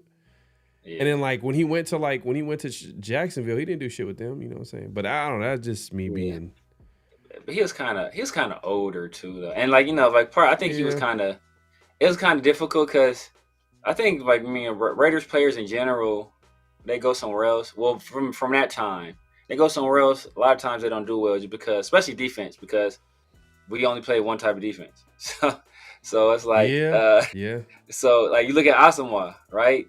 As soon as he got to add some variety to his game, trash. Look at Dante Hall. I got here, he couldn't play at all because he only played this one style. And as soon as he left, hey, back to being cool, back to being a pretty good corner. Same thing. You already brought up Kirk Morrison. Went to the Jags, trash. So, like, guys that, like, kind of came up here, during that time, like they didn't translate anywhere else, and not everybody from everywhere else could play here. So it's one of those situations where like we handicapped a lot of those guys. But like Kirk Morrison, he's like, it's not exactly the same, but it's almost like Derek Carr, where it's like he's like, hey, you know what? He's not great. He's not great. He's not bad. He's not bad. But it's like once you have to replace him, you're like, damn. Well, he kept it cool. Like, like we see how bad it can get without him being here.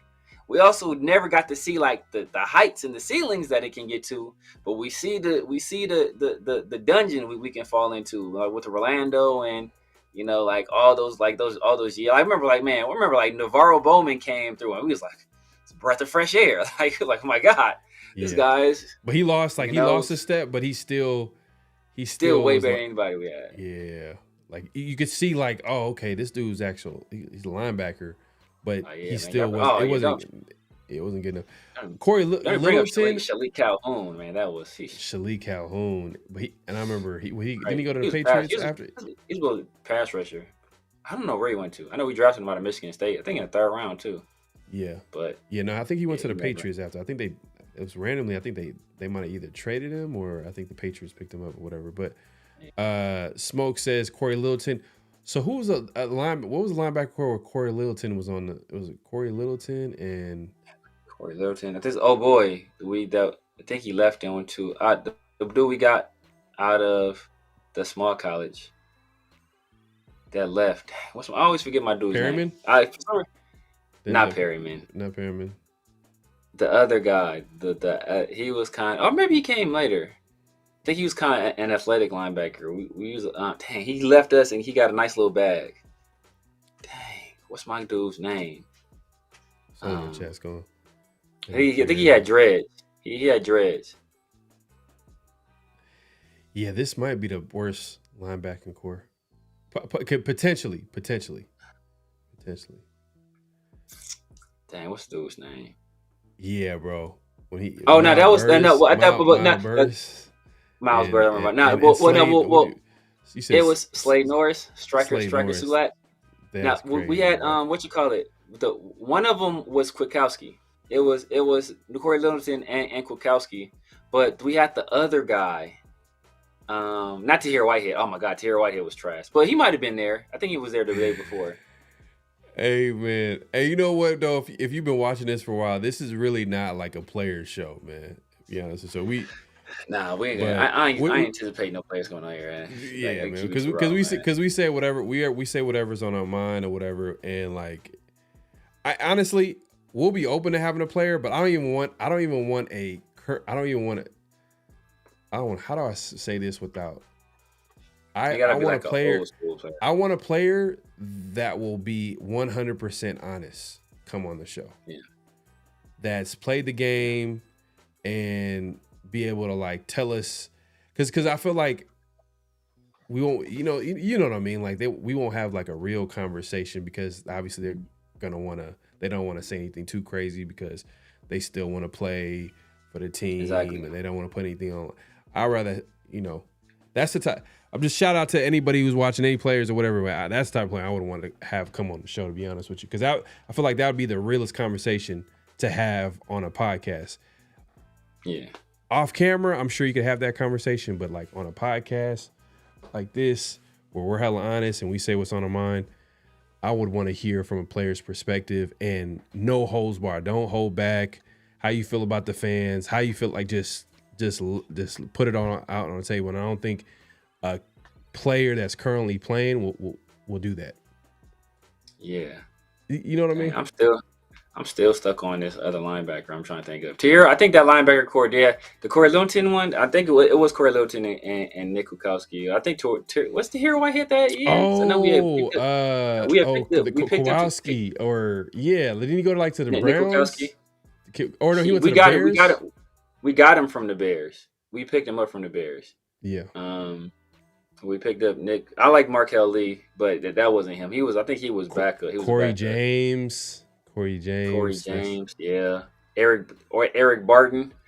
C.O. Moore. C.L. Moore, man, I like C.L. Moore. He drafted him out of UConn. I thought he was gonna be cool. Dudes, he was a slim linebacker, Whitehead. dreads. Not to hear Whitehead. We got him from Detroit. He was trash too. But no, it was he left us and got a smooth look, and he played cool. Lee. Y'all name me some names. Nick Martinez. All right, Nick Martinez. I'm trying to think. Nah, it was a brother. He had dreads. Dang, he was like a small school. I think he might have been it was UDFA or a tryout guy.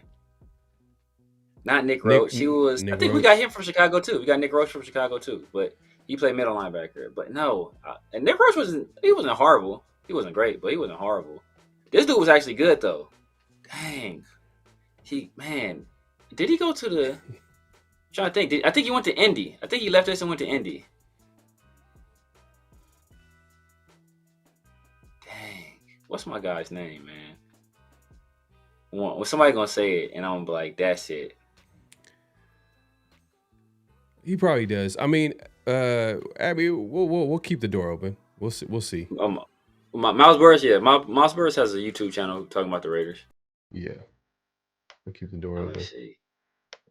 Man, what will be 200?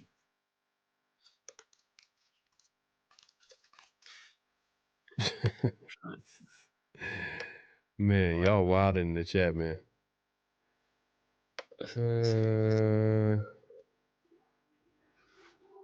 Nicholas Moreau. Oh, yeah, he went to the Bears. Nicholas Moreau was cool. I like Nicholas Moreau. Yeah. And the thing is, the Raiders actually developed him. Exactly. He actually, he was undrafted too. I think he was undrafted. He was undrafted. I want to say he was a tryout dude. I thought, but yeah, for sure undrafted. Yeah, they developed him, and then like finally when he actually was playing really good ball for us, he ended up going to the Bears and getting signed. So it is what it is. Wait, we had a worse version of Diablo and Nick Martinez at one point. That's right. Yeah. Greg Bickert, man, this was old school. Greg Bickert was cool though. I'm trying to think. For sure, Moreau got a ring with the Eagles. Damn. Oh boy, got a ring with the Eagles too. Oh boy, damn, back-to-back years, our D tackles we cut got rings because I know Neil Farrell got one with the Chiefs, and then Byron Young just got one with the Eagles. Let me see. I think it was a pretty. Let me see. Well, Raider.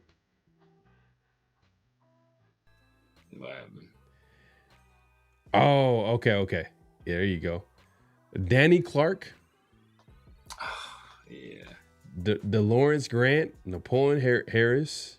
Napoleon Harris. I like Napoleon Harris though. He was a bust though. Well, we turned, and it wasn't a buzz with us because we turned him into Randy Moss. Randy Moss was a buzz with us, but we was able to trade. Oh, he was in the trade when we traded he was in the trade. Okay. Yeah, Napoleon Harris crazy. In the first round pick. I think like his second or third year. He wasn't with us that long. But Napoleon Harris was the first round pick that we got in the trade when we traded Gruden. That's crazy. So when Gruden got traded, I think the Raiders were able to get like a couple of first round picks, or at least one first round pick, and that turned into drafting Napoleon Harris. And like he was drafted in the first round, like he wasn't really like the player that he was supposed to be. But Sam Williams. Sam Williams stayed forever, but he was like the original scholarship dude, bro. Like, yeah, I think his pops. Forever. Trying to think. Isaiah. I mean, it's not an old school name, but Isaiah Ekajuba. I remember at one point, I think only him and Marcel Reese was making a Pro Bowl. Marcel Reese at fullback, and him at special teams. Trying to think some other linebackers we had. Damn, looking at these teams, man. 05. Just 05 Raiders. Name like 4 players on 05 Raiders. Tyler Brayton. Hold on. Tyler Brayton there already? Let me see. Tyler Brayton. Yep, Tyler Brayton's on the team. Out of Cal, or no, not at Cal. Colorado. Damn, he played Colorado. I thought he came out of Cal. Shit, I'm tripping. 05. I'm trying to think who'd have been safety. Our boy was probably still there. Our boy was probably. What's the safety? Oh, is Alvis Whitted on that team? It's Alvis Whitted. I'm going Alvis Whitted. Alvis Whitted, you're taking it there. Hold up. Alvis Whitted on that team. Alvis Whitted is. Let's see. Alvis Whitted is on the team. He's on the team. Alvis Whitted is there. I'm trying to name some obscure people. I don't want to name like easy ones where people are like, oh, you know that guy. Of course he was there. Like, I don't want to name easy people. I'm trying to think who would have been on the D line. So you said Tyler Brayton, Alvis Whitted. My guy. What's my guy that came over from the Dolphins? I think he played D end. Came over for the Dolphins. Dang, white dude. What's my guy's name? Dang. Yeah, I can't think of his name. Dang. I'm sure we probably still had Andrew Walter at that time. Damn, man. Looking at this team, I remember this team. We still had Andrew Walter. And it wasn't like it was a good team, but it just had a lot of like just guys you remember. Guys I remember for sure. We probably still had Andrew Walter. I'm trying to think. We probably already did. We trade for Randy Moss already? Did we trade for Randy Moss for that team? Did we have Andrew Walter on the roster then? We did not have Andrew Walter. 05 team did not have. It was not on the 05 team. Not an 05 team. Damn, when did we draft him out of Arizona? I thought that was 05. Oh, no, it's might have been 2006. Because we got Jamarcus 2008, right? Mm-hmm. Okay. Trying to think who would have been our other. Who would have been? Was Eric Allen still around? Nah. Did we have Philip Buchanan? No. Did we have Fabian? Was Fabian there?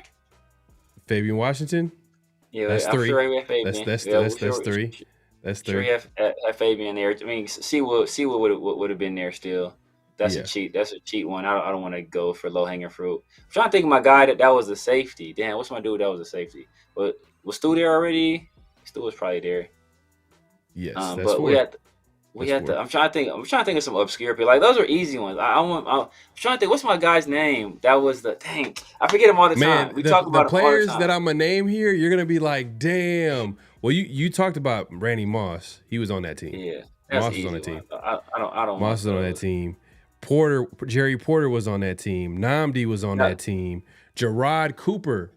That's what I'm trying to think of. Gerard Cooper. I always forget that dude. Gerard Cooper. Derek Burgess was on that team. Burgess, I forgot. Warren Sapp was on that team. Yeah, Ted Washington. You remember Ted Washington? Yeah, Washington. Nose tackle. From Chicago. Bobby Hamilton. He was on that team. Robert Gallery. Adam True. Barry Sims was still there. You know what I mean? Barry Sims was starting. Barry Sims was starting left tackle that Super Bowl season. So he was still there. Courtney Anderson. I remember that name. Tight end, Courtney Anderson. Yep. Yeah. I think out of San Jose State, I think. San Jose State. Yeah. Let's see. Chill Ray got it. You know what I mean? He got it. He said Lamont Jordan. Lamont Jordan was on that team. Lamont Jordan, yeah. People hated Lamont. Oh my God, people hated Lamont Jordan so much. Oh man, I try to defend Lamont Jordan, like, cause I knew a lot of Niner fans growing up, and they used to just laugh because he literally did not live up to what I thought he was going to be, especially coming from the Jets. And that was like the classic case of the Raiders overpaying for a player, thinking that they were going to get like because he covered for he was he spelled Curtis Martin, right, and he played well, right? That's how we picked him up, right? Did we have Zach Crockett? I'm trying to see if we had Philip Buchanan still on the team. Nah, he wasn't on the team. They got rid of his ass. Was Zach Crockett on that team? Yep, Zach Crockett was on that team. Tommy Kelly was on that team. Shane Leckler, obviously Janikowski. Did we have Turdell Sands? Turdell Sands, yeah, damn. Sands, my guy Turdell Sands. Okay, I'll say so. He was there. Damn, what's my guy that came from? Damn, I'm trying to think. The dude that came from Miami. He had a dope ass name too. Like, damn, I forget his name. He was a white dude, played tackle. Like out of the university, the U? Like he came out of the U? No, he came over from the Dolphins. Came from the Dolphins, and he was a D lineman? D lineman, yeah. Dang. He had a dope ass name. Dang, what's my dude's name? That's gonna kill me. I know. Was Lil Huggy still there? No, we had Lamont, so Justin Fargas probably gone, right? No, we had Justin Fargas still. Yeah, we still had Fargas. Fargas was there. Yeah, okay. Yeah, I think that might have been his rookie year. Oh no. That was his third year. That was his second year. Second year. He was drafted in 2003. In the third round too. Damn shit. He out of SC. Hey, remind you, this is Doug Gabriel. You said Alvis Whitted. Doug Gabriel. Ronald Curry. Ronald Curry. Yeah, I ain't gonna lie. Ronald Curry, I thought he was nice. Good, bro. He was nice, bro. He wasn't. I didn't look at him as like a number one receiver, but I thought he was a good receiver, bro. He was an effective receiver. And like he made that. I feel like he made a successful transition from quarterback to wide receiver, and that speaks to his athletic ability too.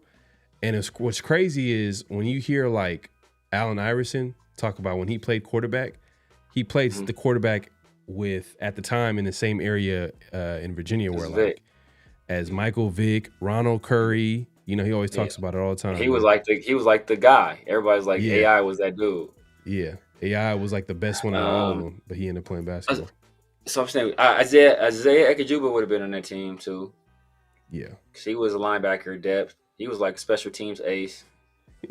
OJ is a Jason Taylor now, but he ain't played with the Raiders. Nah, we got the dude. Robert Gallery was there. You said D lineman from the Dolphins. Guy from the Dolphins, man. He had a dope name, man. It might not have. It was damn. What was my dude's name? I can't remember, man. It was around that. It might have been later though. It was. Grant Irons played DN. He didn't play linebacker. Did they convert him to linebacker? They might have converted him to linebacker. Grant Irons. I don't remember. Cam Rumbley was like a Stanford Route was on his team. Stanford Route. Yeah. Stanford Route and Fabi Washington's rookie year probably. Yes. Yeah, we have. I'm sure when we obviously we had Seabass, right? Yeah, we had Janikowski. Janikowski got drafted like 99, 2000, something like that. One of them drafts. Yeah, we have. Oh, know what, man? My guy, Marcus Tuiasosopo was on the team too. He was still Tuiasosopo. Okay, yeah. Tui. My guy that Chris talked to. What's my dude's name? Play linebacker. He was with the Rams too.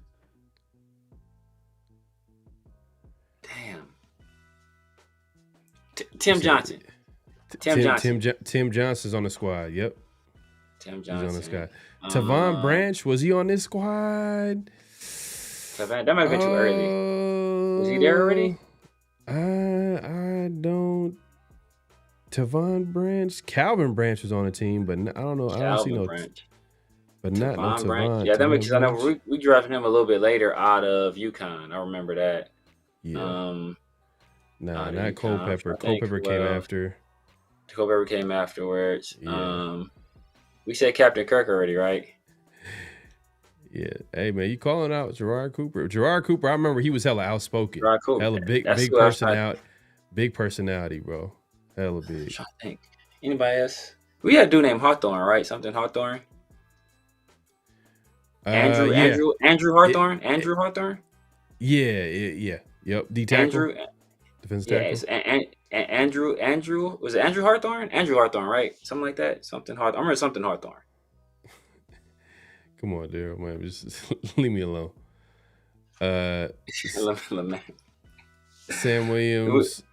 I don't think we had Denarius yet. We didn't have Denarius yet. No, not Reggie Canito. Damn, dude was like named. It was like not laser. It was something cool like that though. Nah, Denarius Moore was like 2010, 2011.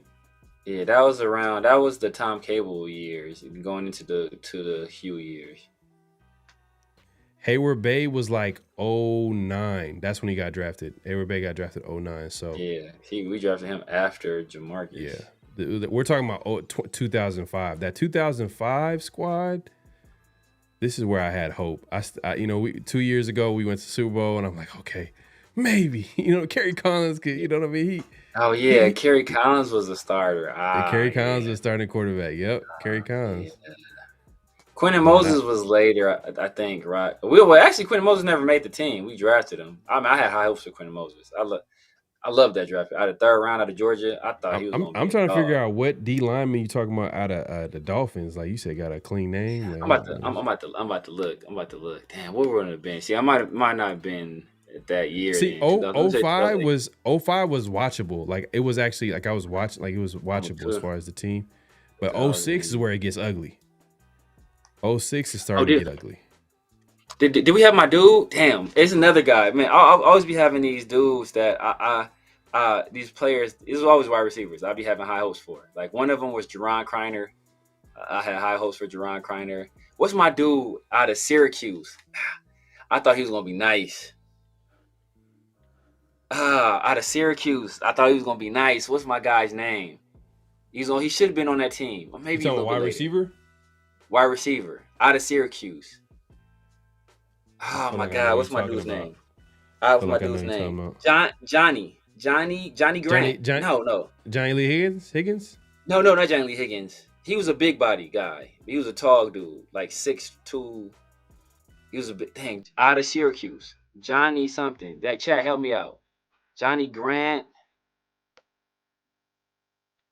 Hold up, was this what year? What team was it? Should have been that same. Maybe it's a little bit later. Should have been maybe I thought it was 05. Maybe a little bit later though. Maybe 06, 07.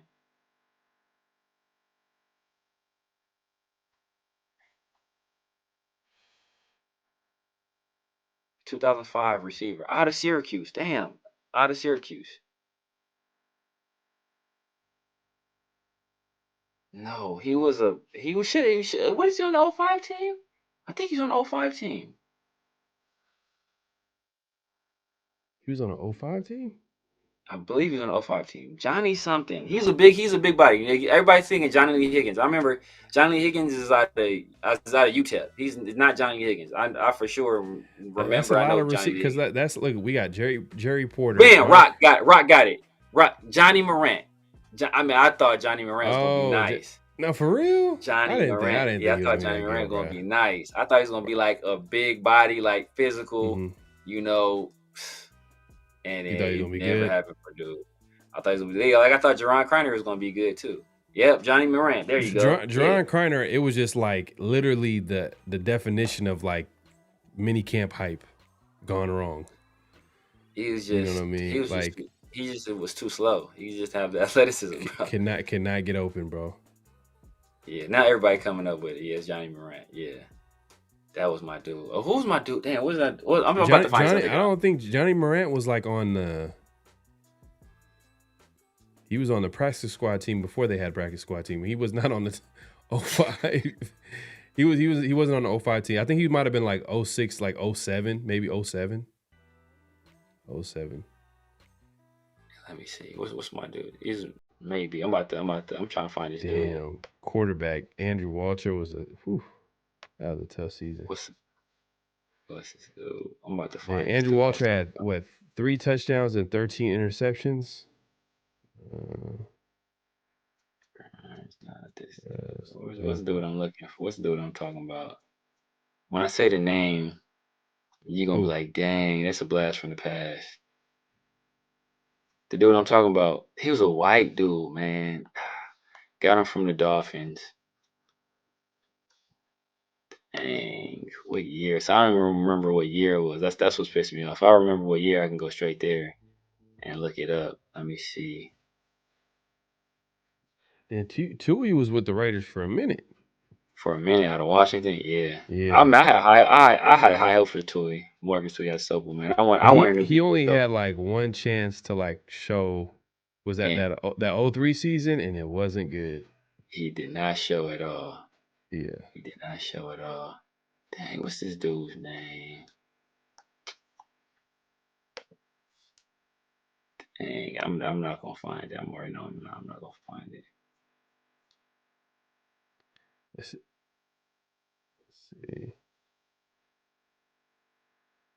Oh, okay.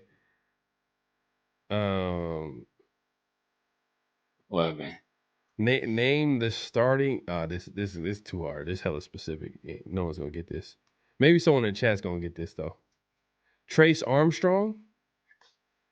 It was Trace.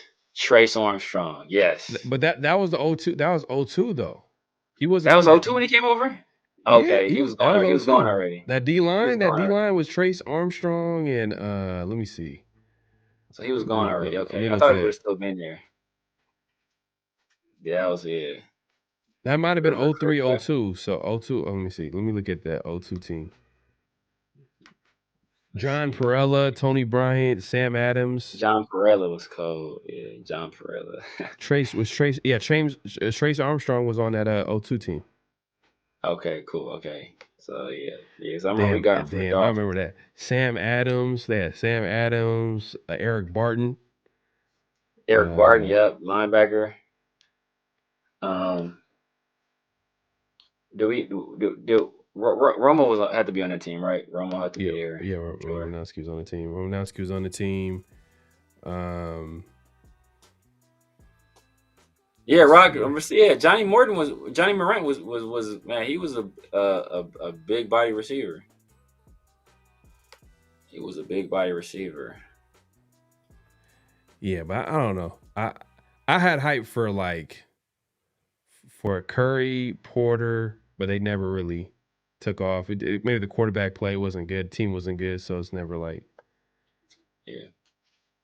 Let me see. Let's see, 07 team. All right. All right. Just one last before we get out of here, man. 017. Let's 017, real quick. 017. Give me like two players on the offensive line.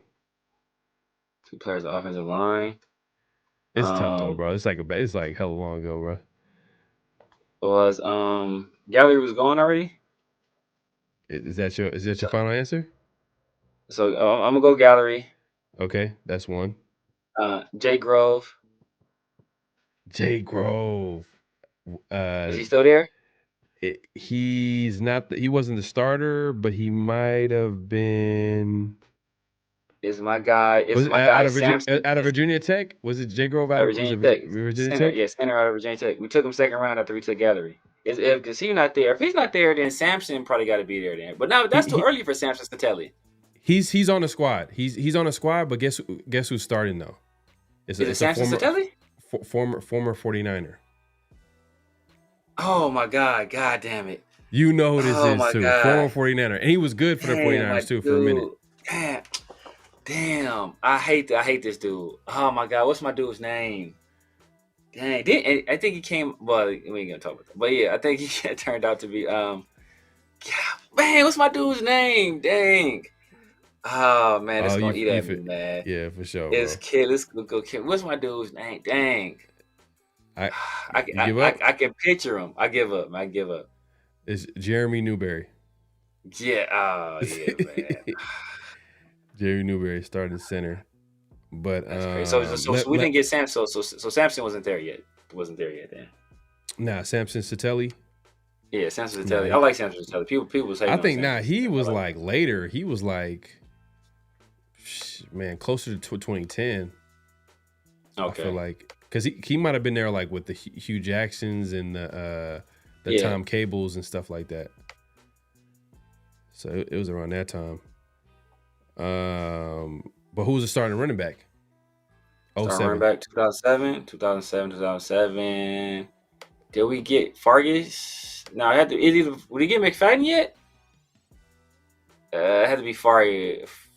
It's either Fargus or McFadden. Just pick one. Damn, I'm a go Fargus. But I think it might have been. I'm gonna go Fargus though. I think it might have been McFadden. It's Fargus. McFadden got drafted 08. Oh wait, okay, so he came right after that. Okay, yeah. Yeah. 07 is when Jamarcus got drafted. Oh, okay, yeah. That's when we drafted him. I didn't even talk about that. So Andrew Walter was on that squad then. That means we had Culpepper on that squad. And I'm trying to think who else would have been on that squad. Did we have what's that? What's that? What's the fullback we had? Man. What's the fullback we had out of? I mean Zach Miller was on that squad too. So was he a second round pick that year? He was a rookie. Yep. 07. He was a second round pick that year. Yep. All right. What's the guy everybody hate? Before we had Greg Van Roten, it was a guy. It's the guy everybody hate on the offensive line. Guard. A guard. We got every year. We got a guard everybody hates. My guy. I think he played for the Broncos, right? Did he play for the Broncos? His name starts with a C. He came over from the Broncos, right?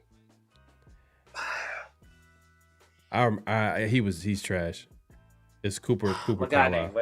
Cooper Carlisle, man, Cooper. Everybody hated because we got him he came from the Broncos, right? We got him from the Broncos. I think he might have, but I just remember he was ass. I think everybody hated Cooper Carlisle was hated. Yeah. We had the fullback from the Falcons too. Fullback, Justin Griffith. The squarest head I've ever seen in my life. Do we have what's my guy's name? Nah, he came later. I'm trying to think of my guy Oren O'Neal. He came later though. Who's the starting quarterback? Starting quarterback 07? It has to be Walter, right? Is that your final answer? Walter. Is that your final answer? It had to be Andrew Walter because if we drafted Jamarcus, that was Jamarcus' first year. It had to be Jamarcus then. My guy Chill Ray got it, bro. Josh McCown. Oh yeah. Jamarcus held out for most of the year. Yeah. He held out. He held out. He held out for a little bit. Yeah, he held out. He signed into after week 1. But then he missed like most of like the offseason, so you could tell like he missed the entire offseason. Yeah. I think that was the first holdout that went into the regular season for a rookie. Yeah. Because we had Josh McCown, we had Jamarcus, and we would have had Dante Culpepper, I want to say, as well. Because it was like a basically a battle between Dante Culpepper and Josh McCown. And Josh McCown won the initial battle. Yeah, I'm looking at this team. Damn. Do we still have Jerry Porter? Do we still have Jerry Porter? Was that the first year? We had some low key. We had like Derek Burgess, Chris Clemens. Chris Clemens was a cool pass rusher. Yeah, Derek Burgess obviously was a good pass rusher. That I ain't gonna lie. Shout out to like Al Davis. Like he got that one right there. That was like a smart little pickup. But then Chris Clemens, he was good for us, for the Raiders, and then he also went to Seattle and played well for them for years. Yeah, for sure. Yeah. No, you know what? Because we picked him up from Seattle too, right? Then he went back to Seattle. Damn, John Kondo, he's seen everything. He was a part of this team. Yeah, man, yeah. John Kondo. Damn. The long snapper. He was the long snapper, right? Mm-hmm. Yeah, John Kondo, long snapper. Remember when he got hurt? I remember we got hurt and we didn't know what to do. And I think this is like when John Gruden was coaching the team. No, that wasn't Gruden. Was it? Nah, it wasn't Gruden. It was. Was it Gruden or was it? That was Kiffin. That was Kiffin. He didn't have a backup snapper. It was Kiffin. It Kiffin? It was Kiffin. He didn't have a backup snapper. I remember, like we were like so unprepared. Like it literally cost the Raiders the game. Yeah, it was weird. That was Lane Kiffin. He was like, people was like, yo, bro, how you not, man? But that's one of those things, like, bro, you can't get mad at that. It's like, bro, you never in a million years think about like what we gonna do with my long snapper, sir. Like, name. Oh, they said it was Dennis Allen. Somebody said it was Dennis Allen. I thought that was Lane Kiffin. Dennis Allen? I think that was. Oh, was it? It was Dennis Allen's first game.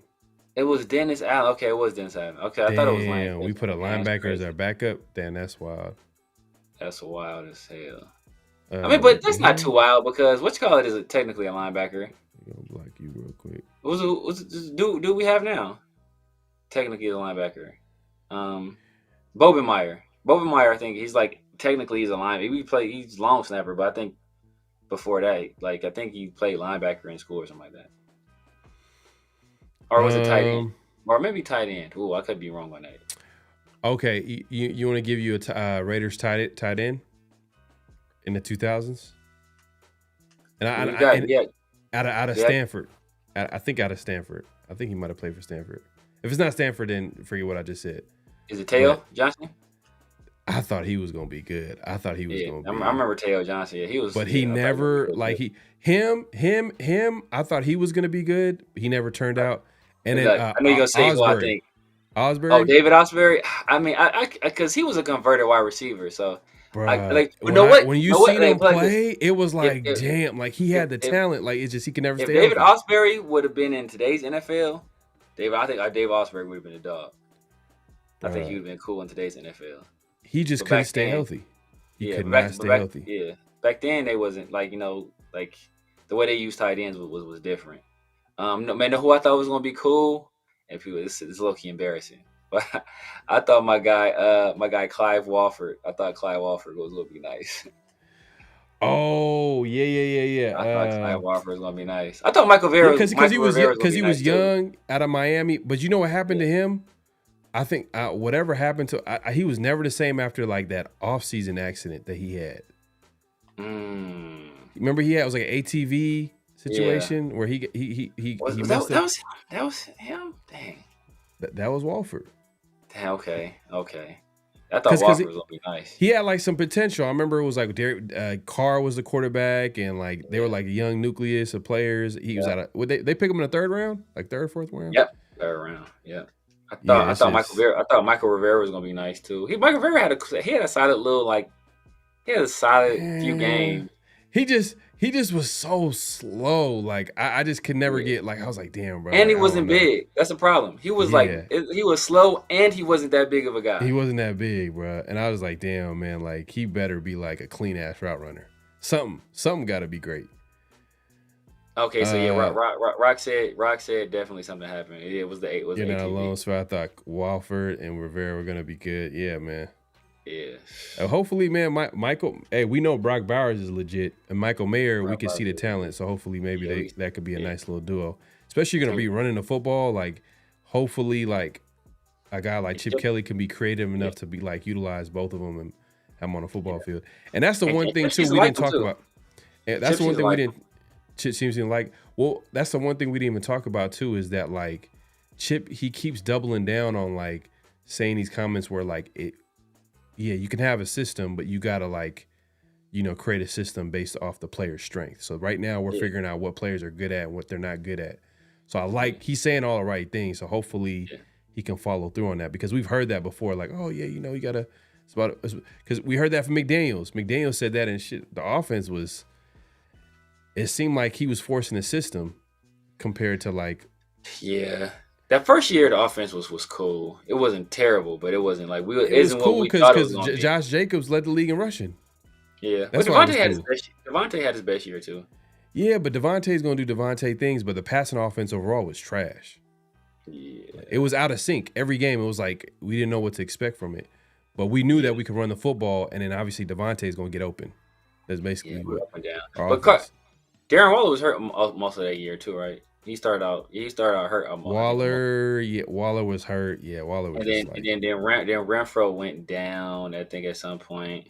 Yep, he was never the same, bro. Tore up his knee at an ATV accident. Never the same after that. Crazy. Yeah. That's why they put that shit in your contract. Not to say you can't snowboard, you can't be on ATV. Like that's exactly why they put this stuff. Yeah, the first time I seen that type of stuff, like, well, it's not the first time, but like when I think of like.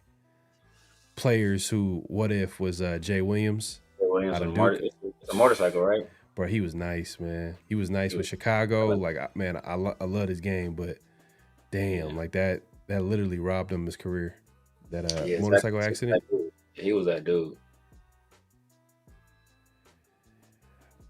You think, damn, yeah, I just thought about that. That is a good point, bro. Like he did have the Rivera sister did die. Like that might have really affected him too. I think he was already gone. I thought he was already gone though. Yeah, I think he might have been gone after that. I think he wasn't with us. You know what? He wasn't with us. Yeah, you know what? You might be right. Yeah. He wasn't with us because the thing about that song, that by Big Sean, low key. I mean, it's sad to hear now because the old girl passed away. That song was about Naya Rivera, Michael Rivera's sister. Oh, okay. I don't with you.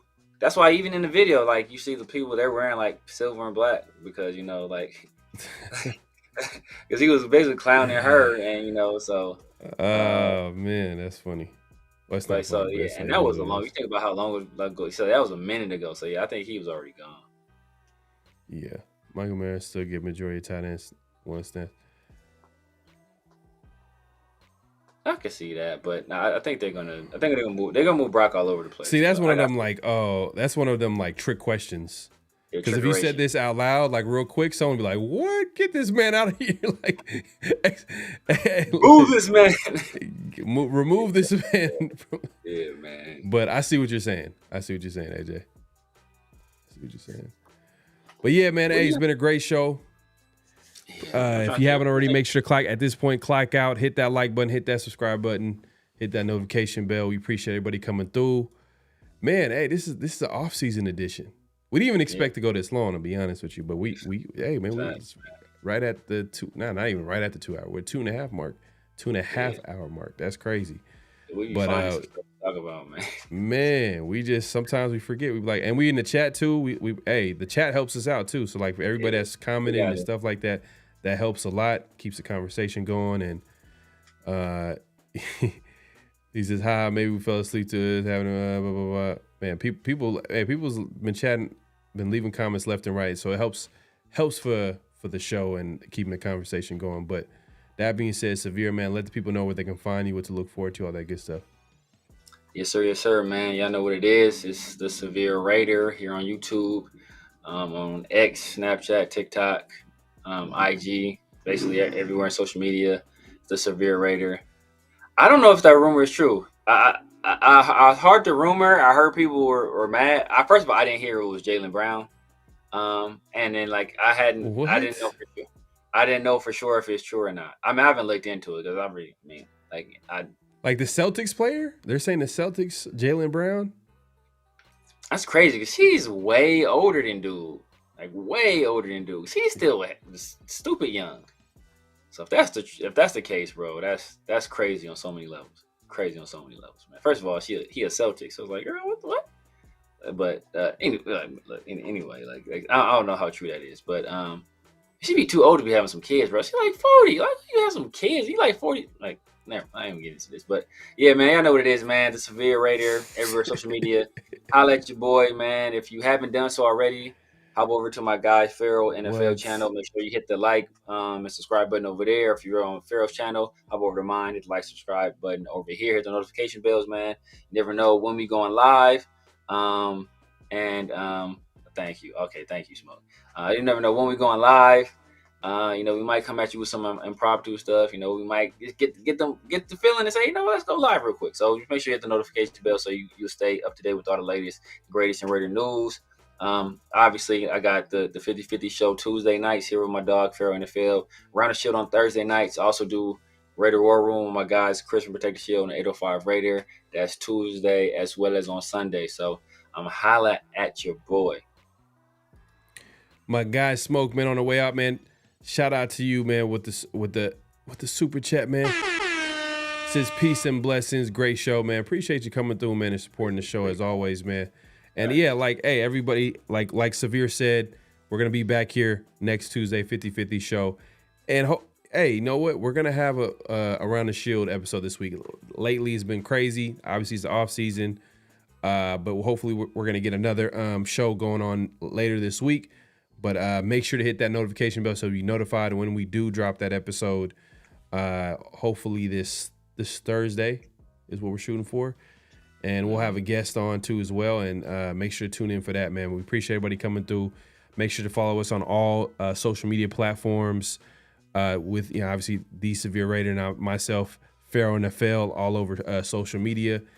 And give us a follow on Around the Shield as well. That's another platform that we're growing slowly but surely. And yeah, we appreciate everybody coming through, man. It's been a great show.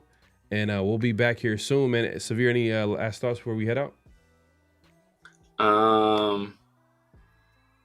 Menelik Watson was another guy I had high hopes for. Menelik Watson. And the thing is too, I remember he was in the off-season boxing. Wasn't he boxing? He was a boxer, but that was before he was even a football player. He did boxing. He did like all kind of stuff. He was just a hella athlete, but he just never. He had that cool, I think he had a cool little run for a little while, but then he just kept getting hurt, and he's never could he stay healthy. Yeah. And real quick, man, just to address that, man, y'all be having the crazy stuff saying at the end. Now I got to say something to it. Man, I was gonna say that's wild that she would go out like that.